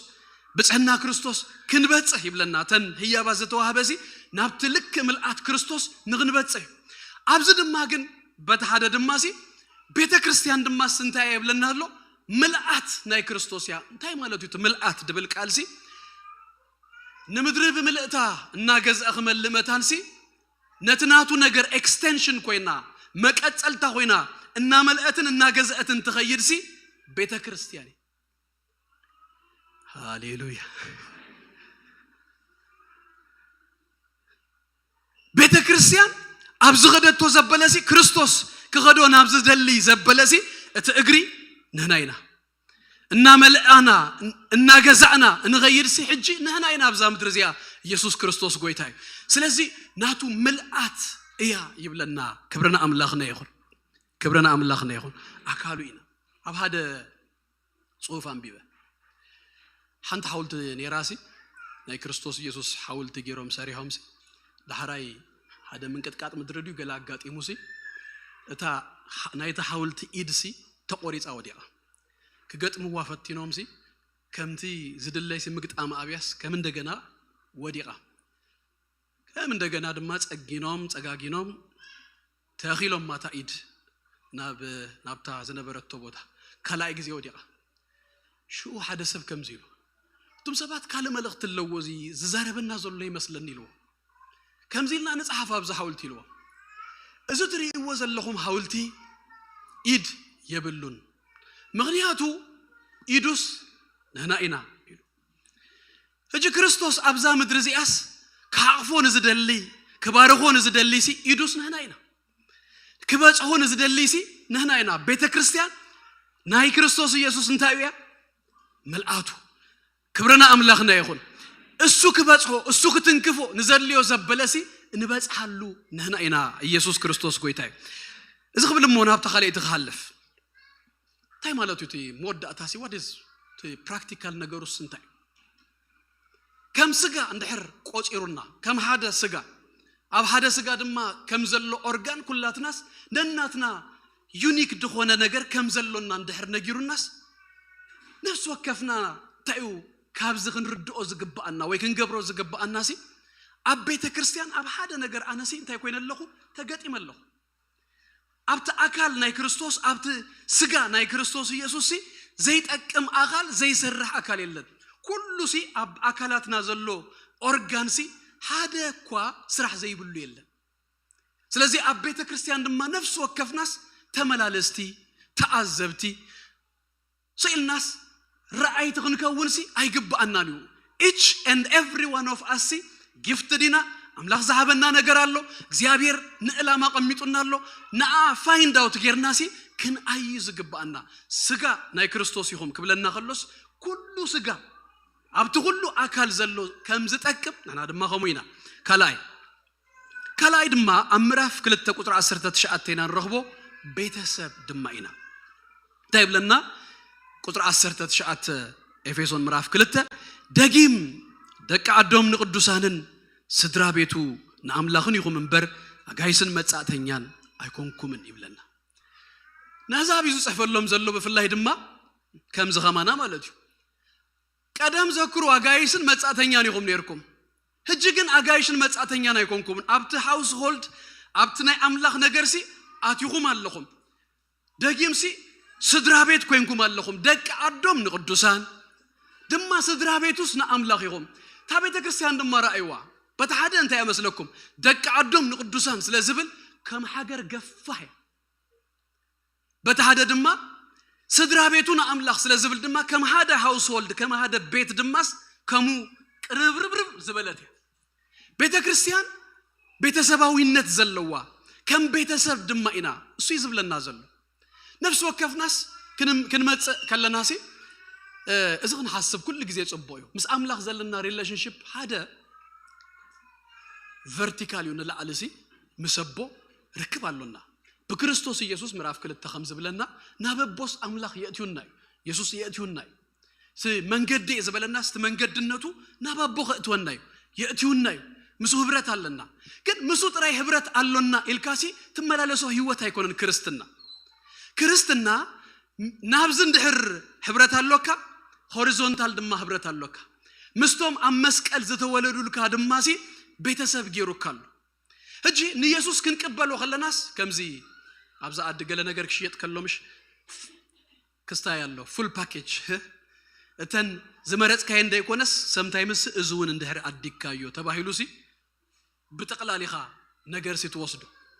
ስለዚህ ንክርስቶስ ኢየሱስ መሪጽካስ ነቶም ናይ ክርስቶስ ኢየሱስ ዘይኮኑ ድማ ሪጀክት ክትገብሮም ሲ አይትኸልኒኻ ክርስቶስ ተመሪጽካዮስ ክርስቶስ ኣብ መስቀል ዝወለዶም ኩላቶም ድማስ ቤተሰብካ እዮም ዝኾኑ ኢየሱስ ጎይታይ ኣነ ናይ ጎይታ ጥራይ ኣነን ጎይታን ጥራይ ትባሃለሉ ህይወት ሲ አይኮነን ምስ ኩሎም ቅዱሳን ደቂ ኣዶሚና ኮይና ዘለና ስድራ ቤት ናይ ኣምላኺና ኮይና ዘለና ሓደ ግዜ ብዛዕባ ቤተሰብና ክንዛረብ ከለና ጽሉላትና ገዛና ንብል ቤትና ንብል ዛምድር ተተርፍ ቤተሰብነትና ማለት እዩ ሃባውት ተናይ ሰማይ ቤተሰብነትና ሃባውት ቶም ኣብ መስቀል ክርስቶስ ዝወለደልካ ይሕዋትከ ትከውን ዘለዎ ኮምዩቲ ቅርብና እንት ነገርናንሲ ቤተሰብና ከም ቤተሰብና ክንርአ ዝግባን كما هواتنا خنرأ زقبانا مصحف قدوس for that matter ክርስቲያን አመንት ገለ ኢሉ ካብ ዝጸዋአና ንላአሊኮ አዋት ድበለና ይዝበዝሕ ናይ ቤተሰብ ቋንቋ ይበዝሕ ሓደ ቤተሰብ ስለዝኾን ድማ ቤተሰብ ሲ ፕራክቲካል ነገሩ ከብልሞ ከሐልፍ ታዩ ሓደ ቢሎንግነስ ከም ዝበልኩኹም ቤተክርስቲያን ሲ ምጽኢልካስ በቃ ዝኾነ ሰንበት ተኻፊልካ ትኸዶ ቦታ ይኮነ ቤተሰብነት ተጥሪየሉ ህውነት ተጥሪየሉ አዋት ተሆነሉ ቦታ ቤተሰብ ካዩ አዋት ካዩ ካላይ ድማ ካብ ቤተሰብ ካ እንታይ ትረክብ ፍቅር ትረክብ ደገፍ ትረክብ እስኻኻ ከሙ ፍቅር ትህብ ደገፍ ትህብ ካብ ሓደ ጥራይ ይኮን ካብ ኩሉ ድማ አቤት ከሙ ደይኮነ ጆሽ ወደይ ወድ ሸውዓተ ዓመት እዩ ስናክ ማሐብ ጀሚሩሎ ሓደ ጊዜው እንደሓና ነው ቁርሶም ይብለና ለኽዩ ንኽልተ ሓዋቱ የብልኦም ቁርሲ ገለ ቤተሰብነት ካብቦኻ ካብዲ ኸጥራይ ይኮነ እንቶም ሓዋቱን ከሙ የም ድገባበሩ አቤተ ክርስቲያን ይኹም አለኹም ገለሰብ ካብ አገልገልት ጥራይ ዝጽበዩ ቤተሰብ እንደርኩና ካብ ኩሉ ይኻ ተቀበል ገለ ነገር ካብ አገልገልቲ ደይኮነ ካብ ሓዋቱ ካብቶም መገላገልቱ ገለ ተተገሩሉስ ቤተ ክርስቲያን ከም ዝገበረታ ይሐስቦድ ቤተሰብ ደይኮናን ኩላትና ኮይናና አይ ኩላትና ኮይና ንሰርሕ ቤተሰብ እንደርኩና ሳደ ንበይኑ ናብት ዝብለሉ አይኮነን ኩላናስ ፋሚሊና አዘ ፋሚሊ ሲ ንደጋገፍ ደልየና ዘበለ ሁሉ ሲ ፍቅረ ዲዩ ገለሲ ትሁሉ ነገራሲ እናተዋሃብና እናተደጋገፍና ንኸይድ ስለዚህ ቤተክርስቲያን ታይሉና ጳውሎስ ሲ በዘስዕል ይቡና ቤተሰብያ ክብረና አምላኽና ይኹን ኢየሱስ ጎይታዩ ሳልሳይ ኢሳያስ ጊዜ ጽቦቅ ከተርፈሉ የዝጎይ ዘለኹ ሳልሳይ ድማ ከም መቅደስ ከም ህንጻ ድማ አቡ ተተሓዘ ስለዝኾነ ኣብ ኤፌሶን ምዕራፍ 2 ካብ 19 ክሳብ 22 ኣብ ማእኸል ያታ ቤተሰብነት ትረኽብዋ ህንጻ ድማ አቡ ንረኽቦ ኢና ባርሲ ይብለና ንስኻትኩም ኣብቲ ኢየሱስ ክርስቶስ በአሉ እምነ ማአዝኑ ዝኾነ መሰረት ነቢያትን ሐዋርያትን ተነደቅኩም ደጊም ደቃዶም ንቅዱሳን ስድራቤቱን አምላኽ ይኹም እንበር አጋይስን መጻተኛን አይኮንኩምን አቡ በዘሎት ህንጻ በጎይታ ቅድስት ቤተ መቅደስ ምን ተኸውና ተአሳሰረ ያብዩ ንስኻትኩም አቡ ማህደር አምላኽ በመንፈስ ክትኮኑ ሀቢርኩም ተነጹለኹም ይብለና አብዝ ድማ እንታይ ዝብለና እንታይ ስእሊ ዝበና ቤተ ክርስቲያን ሲ ቤተ መቅደስ ያ ሃንተ ህንጻ አብሉይ ኪዳን አምላኽ አማኸል ህዝቡ ከሐድር ስለዝፈተወ ዘጻአት ምዕራፍ 10 ቁጥር 8 አትጀምር አማኸልኩም ከሐድር መታንሲ መቅደስ ስርሁ ለይሉ ሰሪሆም ሁሉ ድማ መቅደስ እግዚአብሔር ድማ ህልውኑ አብቲ ቅድስተ ቅዱሳን አብቲ ታቦት ዘለወስ አብቲ ዘር ሁሉ መቅደስ ሲገርዎ ስለዚህ አማኸሎም ሲ ይነብር ነው ዳራይ ዳዊት ክሰርሆ ደልዩ ግን ኖ ሰኻይት ሰርኾን ወድኻይዱ ሰርሐለይ ተባሂሉ ሰለሞን بكبر آمان بكبر ورق جيروس نتا مقدس حارس سريه وحانيسو بزي ما إزازوم نا بابلون تماريخهم كيدوم بابلوناويان دما نتا مقدسون أفراري سوما كم اندقنا دما بزروبابيل تمليسوم مسيوم توم سدتين يتاسي نتا مقدسي كم اندقنا سريهم ما كرت تجزيس تا مقدس تحانيس جنزو كله زهنات زنبرس صلالو تنيرو እግዚአብሔር ዋና ከነብረሉ ዝደለየሲ አብት መቅደስ አይነበረን አብት ሰብዝ ሰርሆ ህንጻታት አብት በክቡር አማን በክቡር ወርቂ ዝሰርሆ አይነበረን ኢንፋክት ካብ ሰብ ዝኸብር የለም እግዚአብሔር ሲ አልቲሜትሊስ በአማን በገለዝ ተሰርሐ ደይኮነስ በአሉ ዝሰርሆ ሰብ أبو مهدريو كجبريو دليو يسوع كريستوس قويتاي سلازي كم بولكي مقدسنا إجزابيرنا كم كن أكب كلنا من كوربورات اللي ونسي كم بيت كريستيان سي مقدس نايجزابيريا يسوع كريستوس قويتاي ستيفانوس قبره هوريات مراف شو أته 4 جمونتن 5 كسبكم كلو نتو ما يهوداويان سي كم زيلوا نبيو كم زبل سماي زفاني مدرخ أمر قص أجريو كما يزبلت بيتها أتحنصوا لي ويس عينيت سفرة يا زعرف الله إذا خلص إذا هي جبرتون يبلغ زي أبير أتلقول بيد سب أبتحنصت بيت عين برن زي أبير سي هج منبريو نعين نأخذكم من غير الناس لذي بيت كريستيان سي مهدري ناي أملاخ يا يسوع كريستوس قويتاي with this understanding إن أنا بيت كريستيان كندري أدقبا تا مقدس مصر هو بفلاي دم ما تا دنكوان تي تابوت إجزابير مهدر إجزابير at the center of ناي كله يو زخون مقدس أما أخل تخون بربعته وجن هذا ما سلستنا قد بزي أسر تغلت نجد نتا مقدس كبيبو ما يسافرون يرو هجس سئلاوي ترى يكونن تا مقدسي تما مهدرنا أملاقسي أما أغل ينيرو ناهيوتهم زبله كله ما أكلسي نسيو نحن كم مقدس نبيت كريستيان كرد أغلنا أبت براكتيكال نجار متسأله كم يا تيلكمني ما أكلنا هيوتنا خنقبر بيت كريستيان سي هلونا ما هدر إجزابير وتيلناس أنت ما هدرنا إجزابير أملاخ دركب اللوداء كما يكون دلو ما أكلاي كن ما تغلنا أبزبوت هذاكو هيوت يزل أبزك نكب كلناكو أنا جت مالي بزو حسابات نقلنسي كيف تبدلوني مازي كنا أقرأكم أي كلني جن كما تغلقون كغيد كلهون زهون كوا في الليسي سماين مدرن أبلو الناس زيابيرسي هيوت هاللو أبلو الناس زيابيرسي زهير كب نجار يلا بهلو الناس زيابيرسي كما يتأتينا كما يتباريخنا كما هيوت رخيبنا إنا نغيد يسوع قويتاي دك إسرائيل كركر عينت نجار مسكونة أملاك دم نحوارو بزنجر زي كي كراخرو سلزد اليوم من سوي وابت بيت مقدس كجلجل نايتك هنا نجار نليوي نعرون كم زتوهابه مرة جاء صخب سلزد اليه موسى سنتاي اليوم بعار كل خاتكم عسر تغلط نجد بتري هيزكم مسئلوا نتبتري عسر تغلط ششم ناينت نجدهم صحيفهم سيبهم أبت تابوت إجزابير أبت هلون إجزابير أبزلوا ودم ما عديروا نتصبحيتون تمسوس بتركوي زنقة بتري ناي أرون بترين تايب لنا أتيب لنا يسوع قويتاي أبتهلون ناقزي أبير زلوا وكم تتعيو زلوا يسوع قويتاي أخيبا زي نايك أبلي نايك لا أخيبا يكونن كلتا ويسلستا كتأكبوا خلقهم سي أنا أما أخلكم كخوني زبلنا نزي زي النقانق هي وتصفح يزنا إنا نأكب يسوع قويتاي جلس لستسمعنا زي تسمعنا عندما دايكونا سي إنه زي الوقت نايكزي أبير قالوا أبزي كن ما تأخلنا ناسي يسوع أما أخلنا له كبرنا أملاخنا يقول أرى يسوع قويتاي هيوت دركبلو نجرنا زت التعلو سلامنا زملسلو بركة نرغبلو بوتاي تيا ما أكل كن قبر إذا قبحجي كامودون ملالس يتحطه at the center of night life ناسي غيرنا يادينا نبيت كريستيان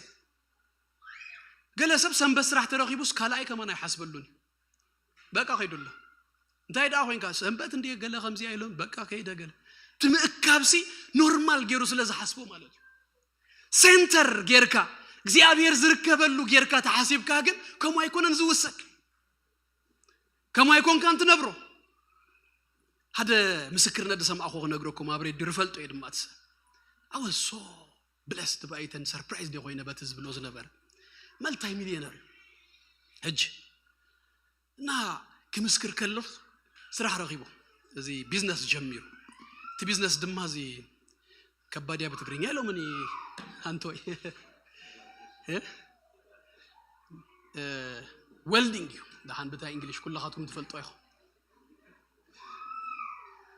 هجي ولد جبريو نا بيزنس جميرو ستراك يزو أبا كلها نجارات سعينو جلس ناي أويل إند غاز الريجز أبزل لوسي كونترات النار خبز سرح جميرو ناخد سر هجي كنت سرح نابزحو بيزنس نابروحو النار خبزي ካብ ቸርች ስቅጣፍ ጀምሩ ገንዘብ ይመጽ ቸርች ግን የለ ሽኡ እንታይሉ ደው ይለስ ሐሲብ ይሉ እዚያስ ካብ አምላኽ አይኮደት ነው ካብ ቤተ ክርስቲያን አጥፊአት እንሲ ዝመጽ ገንዘብ ሲ እዝስ ገንዘብ አይኮነን ሶ ገለ ነገር ስከገብራለን ይሉ ዳህራ ይጸልዩ ሓንቲ ካርታ ውጽዩ ናይ አልበርታ ካርታ ንሬድ ዲራማ አخلاق ሚጥዋ ናብ ቸርቸይ ካብዚኣ ክመጽ ክርከብ መታንሲ ኪሎሜትራት ሐሲቡ ክመጸላ ዝኽእል ይሉሲ ማርከር ጌሩስ አኽቢቡዋ ከምዚያ ጌሩ አኽቢቡ ዳህራይ ናብ ቸርች ኸይዱ ናብ ኦፊስ ፈልጦ ይኹም ንፓስተር ሜል ከምዚሎ ተንድረኽበን ኩለን ኮንትራት ካብዝ ኾና መታን ሲጸልየለ ይሉ ንምንታይ ይሉ መታን ቤተ ክርስቲያን ክርከብ ካብዝ ተወጽያሲ አይወስዳን የታ ዝሆነት ኮንትራት ይሉ ጸልዩሉ ቁርብ ጊዜ ተፈቲኑ ዝመጻ ሁለን ዚ ካፕተን ዘኸበበን ወጻይ ኮይና ግን ሀብታ ቃሉ ጸኒዩ አሞዳታ ክመጽ ጀሚሩ ቢዝነስ ክመጽ ጀሚሩ ኩለን ካፕተን ከባቢው ዳራይ ቁርብ ጊዜ ምስከደ እሱን ዘይድልይ ኮይኑ ይዋፍር ጥራ ህጂ አበይት ሪል ስቴት አለው ሆቴል አለው ደይብሉ ነገር መልታይ ሚሊዮነር አብቸርች ሁሉ ጊዜ ኸይድ ከለሁ እንታይ ይገብር መስለኩ አሸሪው ሳውንድ ሲስተም ይገልግል ስቲል ነው ደቆ ይዙ ገለመለስ አብታ ቤት አለው ቤት እግዚአብሔር ማዕከል ያ ኢልካ ተሐሲብካ ህልውና ናይ እግዚአብሔር ዘለዎ ኢልካ ተሐሲብካስ ዘጥፋአካ ዘበለ ሁሉ ሲ ከጥፋአካ ሳይተፍቅደሉን ይኸ ታዳዝ ሐለፈ ሰንበት ጋሻ እንዲመጽዩኒ ዝብለካስ አይተረዶን ንጋሻ ሃይስከ የምበር ክትመጽ ነሩካ ሃወይ ወይ ክፈልጥ ነሩ ወንበር ዘይት ተርፈሉ ጉዳይ ከም ዘሎካ ምስ አምላኸይ ሲ ቆጸራለን ያብተህልውና እግዚአብሔር አብዘለዎ እግዚአብሔር አብዝርከበሉ ሲ አቡስ ከኸውን ኢኻ ተብል ኢየሱስ ክርስቶስ ጎይታዩ ሴንተር ናይተ ህይወትና ኢና ክንገብሮ ዝግባ ክብርና አምላኽና ይኹን እንቅጽል ራባይ ድማ ከመርአት ዩ ጳውሎስ ዝገልጻ ኤፌሶን ምዕራፍ 5 ካብ 25 ክሳብ 27 ዳህራይ 32 ድማ حلف إلى كم ببوي كم تكريستوس نمحبرو زفكرا أتم سبؤت أنستهم أفكروا كريستوس بقالو جيرو كم بمسعاب ما يمسها تريها ما أنت قدسة رسحات ويس التار ويس قلا نزز مسل زي بالله بزي من قدستن كبرتن محبر جيرو نقوم انتقاو ما إلو رأسو بجأ حبه إذا مستيرزي أبيو أنا جنابنا كريستوس نمحبرون قبل الله بس أبا سبعين سبعين تزاريبو باولوسي دهرين تايلو إذا مستيرزي أبيو أنا جنا بزعبا كريستوسن محبرون بلا الله إذا زبلو زلخو سي بزعبا أنتايو بزعبا محبرون كريستوسن زلوا حبرت بزعبو يوزن يسب أي نايسب يتنجر تمستير دم أبيو ويلو نجرنا أبزعك في الزي كنا نبب كلنا قال نقالو مرآتيا قال الزبل يلا تكونسبت جن قلتي بيت كريستيان سي مرآت ناي كريستوس اتمرأت كتكون كلا دما أبزي تدالو يا زلا فاكت مرأة نايت جنشل جنايت خايدن دل كماتسيو كجبري هجيجن انت أخوينا زلا تيلكمني تعزي يا زلا كلاي كورنثوس 10 هذا قطر غلطون باولوس ن حنتي نصحتي دنجل جيرس نكريستوس مأنتي كقربكم سي يبلنا هجي حنتي نصحتي دنجل جيرس نكريستوس يسوع كقربكم سي تحاجيهم اللهم هجي دس دبل دما كم زبلا نصحتي دنجل دبلا دلاس نقورنطوس بيت كريستيان كندي طاطان كندي نغراتن زلواسي نصحتن دنجلن غير يبلنا ناب املاك نمصخلنا اتدهمو مسقدس الناس نصحتي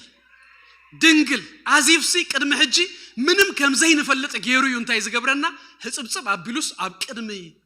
ጎይታስ ደውዘብለና ክብረና አምላኽና ይሁን ግናት መርዓሲ በህጂው ራእይ ምዕራፍ 10 ተሽዓተ ከነግረና ከሎስ ሓደ መርዓክ ካሄዱ ከምዚ ብለና ቁጥር 6 ሸሞንተን ከም ድምጺ ብዙ ሰብን ከም ደሃይ ብዙ ማያትን ብርቱዕ ነጎዳታትን ዝበለኸአ እቲ ሁሉ ዝኽእል እግዚአብሔር አምላኽና ነጊሱ ይሞ ሃሌሉያ መርዓት ገንሸል በጽሑ መርዓቱን ተዳልያ እሞ ንታጎስ ባድማ ይበለና نون كبرنا حب كبل كلو سماعه بن زبالة عداشاشن صوري كدان كتكدن كأتوهبا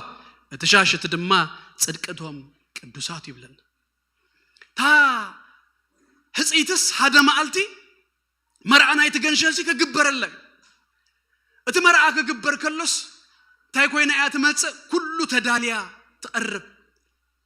ትገንሸል ድማ ናቱ ክገብራ ንዘልዓለም ምስኡ ክትከውንሲ ክወስዳይ እንተወይ ናይ በዓል ኪዳነን ኦምናን መርዓ ተነጊሩና 6 ወርሕ ድዩ ዓመት ድዩ ገለስ ተዳልዮም ኣሎ ንአይን ንኣኻትኩም ዝጽበየና መርዓና ይትገንሸል ግን 2000 ዓመት ሲ አምድላዩ ዘሎ አምላኽ ኢየሱስ ክርስቶስ ጎይታዩ ከመይዛ አመሰለ መርዓዩ እግዚአብሔር ይባረክ ኩላትናስ ነትመርዓዊ ክንሪዮይና አብቲ ጻዳ ድማ ሃሌሉያ ብን ዝብል ሻሽ ተኸዲና እግዚአብሔር ይባረክ ኢየሱስ ጎይታዩ አብ ቅድሚውስ ክንከውኒና መርዓት ያ ቤተ ክርስቲያን አልቲሜትሊ ክልተ ነገራት ክብለኩም አልቲሜትሊስ ምስ ክርስቶስ ዘለና ሓድነትን ቅርበትን ይዙ ነግረና ምንም አይነት ህብረት ከም ሰብአይን ከም ሰበይትን አይነት ሲ ኢንቲሜት ድኾነ ዝሰጠመ ህብረት የለን ምሰቦኻ ምሰዴኻ ሓደ ክትኮኑ ኢኹም ሓደ ኢኹም ዝብለና መጽሐፍ ቅዱስ የለን መስሐፍትና መስሐውና ኸሙ አይኮንና ግን መጽሐፍ ቅዱስ ክነግረና ሰብአይ አቡና ዲዩን ይሐድግ ምሰበይቱ ይጠብቅ ሓደ ስጋ ድማ ይሆኑ ይብለና አልቲሜትሊ ሲ በቃ ኢንቲሜት ድኾነ ናብ ሓደ ዘምጽ ህብረት ሲ ናይ ሰብአይን ናይ ሰበይትን እዩ እምበአር ምስ ክርስቶስ ዘለና ህብረት ሲ እዚ ሓደ ኢና ንኸውን ሱርእሲ ነናስጉ ሱመርዓዊ ነና መርዓቱ ኢየሱስ ክርስቶስ ጎይታይ ስጠሚልና ኢና አቡ አቲና ኢና አብ ክርስቶስ ኢየሱስ አቲናስ ሓደ ኮይና ኢና ምስኡ ክብረና አምላኽና ይኹን ግድማ ሓንቲ ሐሳብ ድማ አላ መዚኣ ትኸይድ ኣብታ ኤፌሶኑ ኣብዛ ራእይውን ተሪእናያ ዝነግረና አምላኽ ጎይታና ኢየሱስ ክርስቶስ ብደሙ ሪደምሽን ገይሩ አድሂኑና ሐጺቡ አንጺሁሲ አብ ቅድሚው አምጺውና በትማይ ኤፌሶን ከም ዝብለና ማለት እዩ በትቃል ድማ እጣር ኮነ ረሳት ዘይብላ ገለ ዘይብላ ገይሩሲ እና ሐጸባ ይኸይዳሉ ህጂ መርዓት እንታይ ክትገብራለዋ መስለኩ ገዛ እርሳ ከተዳሉ ይግባ ንምንታይ ነተመርዓዊ መርዓት ክብለና ከሎ ቤተ ክርስቲያን እዚ ስእሊ ክበና ከሎስ መርዓይ ይመጻሎ መርዓዊ ይመጻሎ መርዓት እምባር እንታይ ትግበሪ ገዛ እርሳ ተዳሉ ነተመርዓዊ ነትኸወስዳ ዝመጽ ኣብ ዝኾነ ካልቸር መርዓዊ ከይዱና ታመርዓት ይዳሉ አድዩ ታመርዓት ባዕላ ያኮ ተዳሉ መርዓዊ ኣብዚ ዝማ ዝበና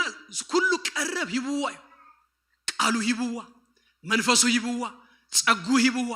ታመርዓት ግን ንገዛ እርሳ እንታይ ክትገብር ኣለዋ ክትዳሉ ኣለዋ ኣብ ትሕቲ ቃል እግዚአብሔር ኮፍ ዘይብል ሰብ አይዳሎን እኮ ዘይህጸብ ዘይህነጽ ሰብሲ አይዳሎን ንቃሉ ዘይንብብ በቃሉ ዘይህጸብ በቃሉ ዘይማሃር ናብቲ ናይ ጎይታ ነገርና አተወ ዘይከይድ ሰብ ድሂኑ እዩ ግን እና ተዳለወ ግን ይኸይድ የለ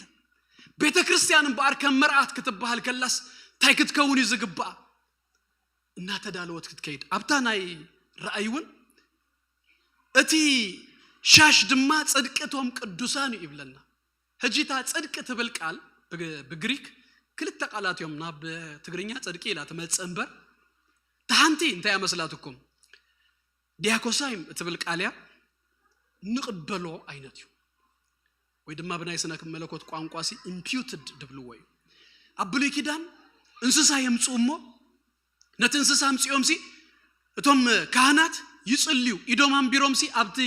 እንስሳ ክጽልዩ ከለውስ ኃጢአት ናይ እስራኤል ዘበለ ሁሉሲ አብ እንስሳ እንታይ ይግበሪው ይሕለፍ ይሐልፍ ልክ ከሙ ክርስቶስ አብ መስቀል ክስቀለልና ከሎ ኃጢአት ናይ ነፍስ ወከፍና ንሱ ተሰኪሙ ከላይ ቆሮንቶስ ምዕራፍ 5 ነዚዩ ኃጢአት ኮነ ድብሎ ኃጢአት ደይፈልጥ ኢየሱስ ኃጢአት ኮይኑ ናቱ ጽድቅ ኸናቤ ከይዱ ተልኩ እቲ ጽድቁ ድማ ናባና መጽ እቶም በክርስቶስ ኢየሱስ ዘአመናስ ምንም ከይገበርና ኢምፒውትድ ኮይኑ ጽድቅስ ናባና አትዩ ኢየሱስ ጎይታዩ በመእማንና ንክርስቶስ ኢየሱስ ከም ግል መድኃኒና ጌርና በመቅባልናስ ንአና ዘይግባ ጽድቂ መጽኡ ናትና ኮይኑ ታንት ድማ ግን ዲያካዮማ እትብል righteousness in action ይስ እትዝ ተቀበልካዮ ጽድቅስ ክግለጽ ድማ ይግቡ ቤተ ክርስቲያን ታመርዓት ጅንታይ እንዳገበርያ ትጸንዕታ ካለይትያ ኣብዚያታ ሻሽ እቲ ሻሽ ድማ ጽድቂ ናይቶም ቅዱሳን እዩ ዝብሉ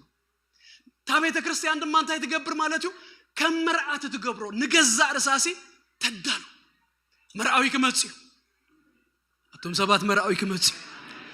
መርዓት ቤተ ክርስቲያን ንሕና ድማ ነቲ ዝመጸና መርዓዊሲ ገዛእ ርስና እንታይ ንግበር ነዳሉ ክብርና ኣምላኽና ይኹን ክዛዝማ ኣርባዕተ ነገራት ኢና ኢልና ሓደ ቤተ ክርስቲያን ከም ስጋ ተመሲላላ ሓደ ግዜ ብትንትን ዝበልና ክመስለና ከሎ ይሕዋተይ ዝንህሰብ ጎይታና ኢየሱስ ክርስቶስ ኣብ መስቀል ክውል ከሎሲ ኣጽሙስ ኣይተሰብረን ይብለና ረቕ ክንብል ከለና ብትንትን ዝበልና ክመስለና ከሎስ ነቲ ኩሉ ስጋ ዝሓዘ ስትራክቸር ተኣጽምስ ኣይተሰብረን ሓድነትናስ ኣብ ክርስቶስ ኢየሱስ እዩ እሱ ርእሲ ነና ድማ አካላቱ ነና ድማ ስጋይና ንኹላትና ዝሓዘና ጠሚሩ ድማ ንሱ በዓል ኢየሱስ ጎይታ እዩ ቤተ ክርስቲያን ድማ እንታይ ኢሉና ኣሎ ቤተሰብ ስድራ ቤቱና አምላኺና ሷቦና ኮይኑሎ ምስ ኩሎም ቅዱሳን ድማ ሕዋትን ቤተሰብን ኮይንና ኣለና የእንትና ይብራህ እግዚአብሔር ይርዳአና በየማን በጸጋም ዘለውሲ ክርስቶስ መስቀሉ ዝወደለና የህዋት መኻኖምሲ ይረዳአና ሳልሳይ ድማስ መቅደስ ይኹም ይሉና ቤተ ክርስቲያን ከም መቅደስ ተመስላላ ማህደሪ ናይ አምላኽ ህልውኑ ዝሓድረሉ ክብሩ ዝሓድረሉ ቦታያ ቤተ ክርስቲያን ሱ the center of our life ይኹን ክብርና አምላኽና ይኹን ትራባይ ድማ መርዓት ይሉና ከም መርዓት ያ ቤተ ክርስቲያን ሓደ ማልት መርዓዊ ክመጽዩ ክወስደና ድማ እዩ ኣብቲ መርዓና ይትገንሸል ድማ ክንርከብና ክብርና አምላኽና ይኹን ጎይታ ይባርኩም ርእስኩም አድነን አብልና አጽር ጸሎት ክንጸልይና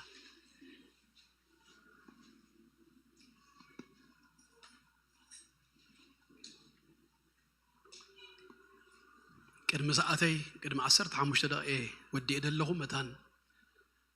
ኢሳያሱን ክህቦ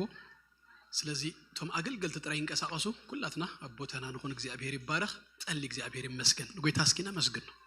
ንባርኩ አቱ ስለዚህ ገበረና ክብር ነው ይሁን ነው ኢየሱስ ጎይታ ኩላትና ርእስናርኒና እናጸለና ከሎና ሓደ ጻዊት ከቀርበ ቅድም ዝዛምና ቅድም ወዳና እንትና አሚትና ርእስናርና ቢላ ነጸልይ እግዚአብሔር ይባረክ ንጎይታ ኢየሱስ ክርስቶስ ህይወትኩም ክትቡ ትደልዩ ሰባት ናቱ ክትኮኑ ኣብዛ አካል እዚ ክትግጠሙ መታን ስኻትኩሙን ነቲ ዝመጽ መርዓዊ ሓቢርና ናተዳለና ክንጽበዮ መታን ኣብቲ ናይ መርዓት ገንሸል ክትርከቡ እግዚአብሔር ይባረክ ልብኹም ክትህብዎ ሎሚ ህይወትኩም ክትህብዎ ትደልዩ ዝተረፈ ዘመነይ ስኻ ገዛአዮ ናትካ ኸውን ዝደሊ ዝብል ሰብ እንተሎ ብንስሐ በእምነት ናቡ ክመጽ ዝደሊ ሰብ እንተሎ የዳውኩም ክትሪኡኒ በፍቅር አምላኽ አተኩም ኩላትና ኸሙይልና ኢና መጽና ዘሕፍር ነገር አይኮነን ካልኦት ኩላትና እናጸለና ከለና እግዚአብሔር ይመስገን ከምዛ አይነት ሰባት እንተለኹም የሪዩኒ ክጽልየልኩም ዘሕፍር ነገር አይኮነን ክንድግፈኩም ጥራዩ ሃሌሉያ ሃሌሉያ ሃሌሉያ ኢየሱስ ኢየሱስ ኢየሱስ ኢየሱስ ካብ ኩሉ ስም ዝበለጸ ካብ ኩሉ ስም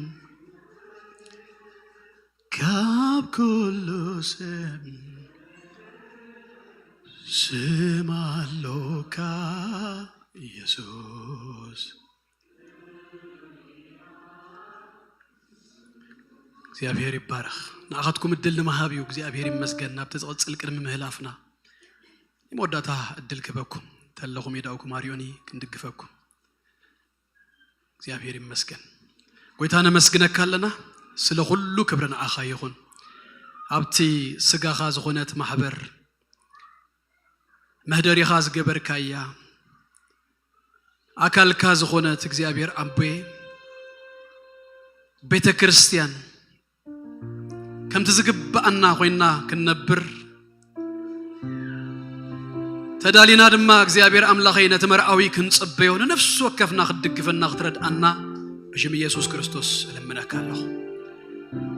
كل خبرن كل مسكانا أنت تقليلو نأخذ بين خيخون بيسوع كريستوس سم آمين لا خبركم زيابير باركوا فيكم كلهم أسرت علنا نحوي يسونا بزخص وإمو قلب زعبا نهميا مينستري قال سألنا يو thank you يسوع نقبلوا بلو نحونا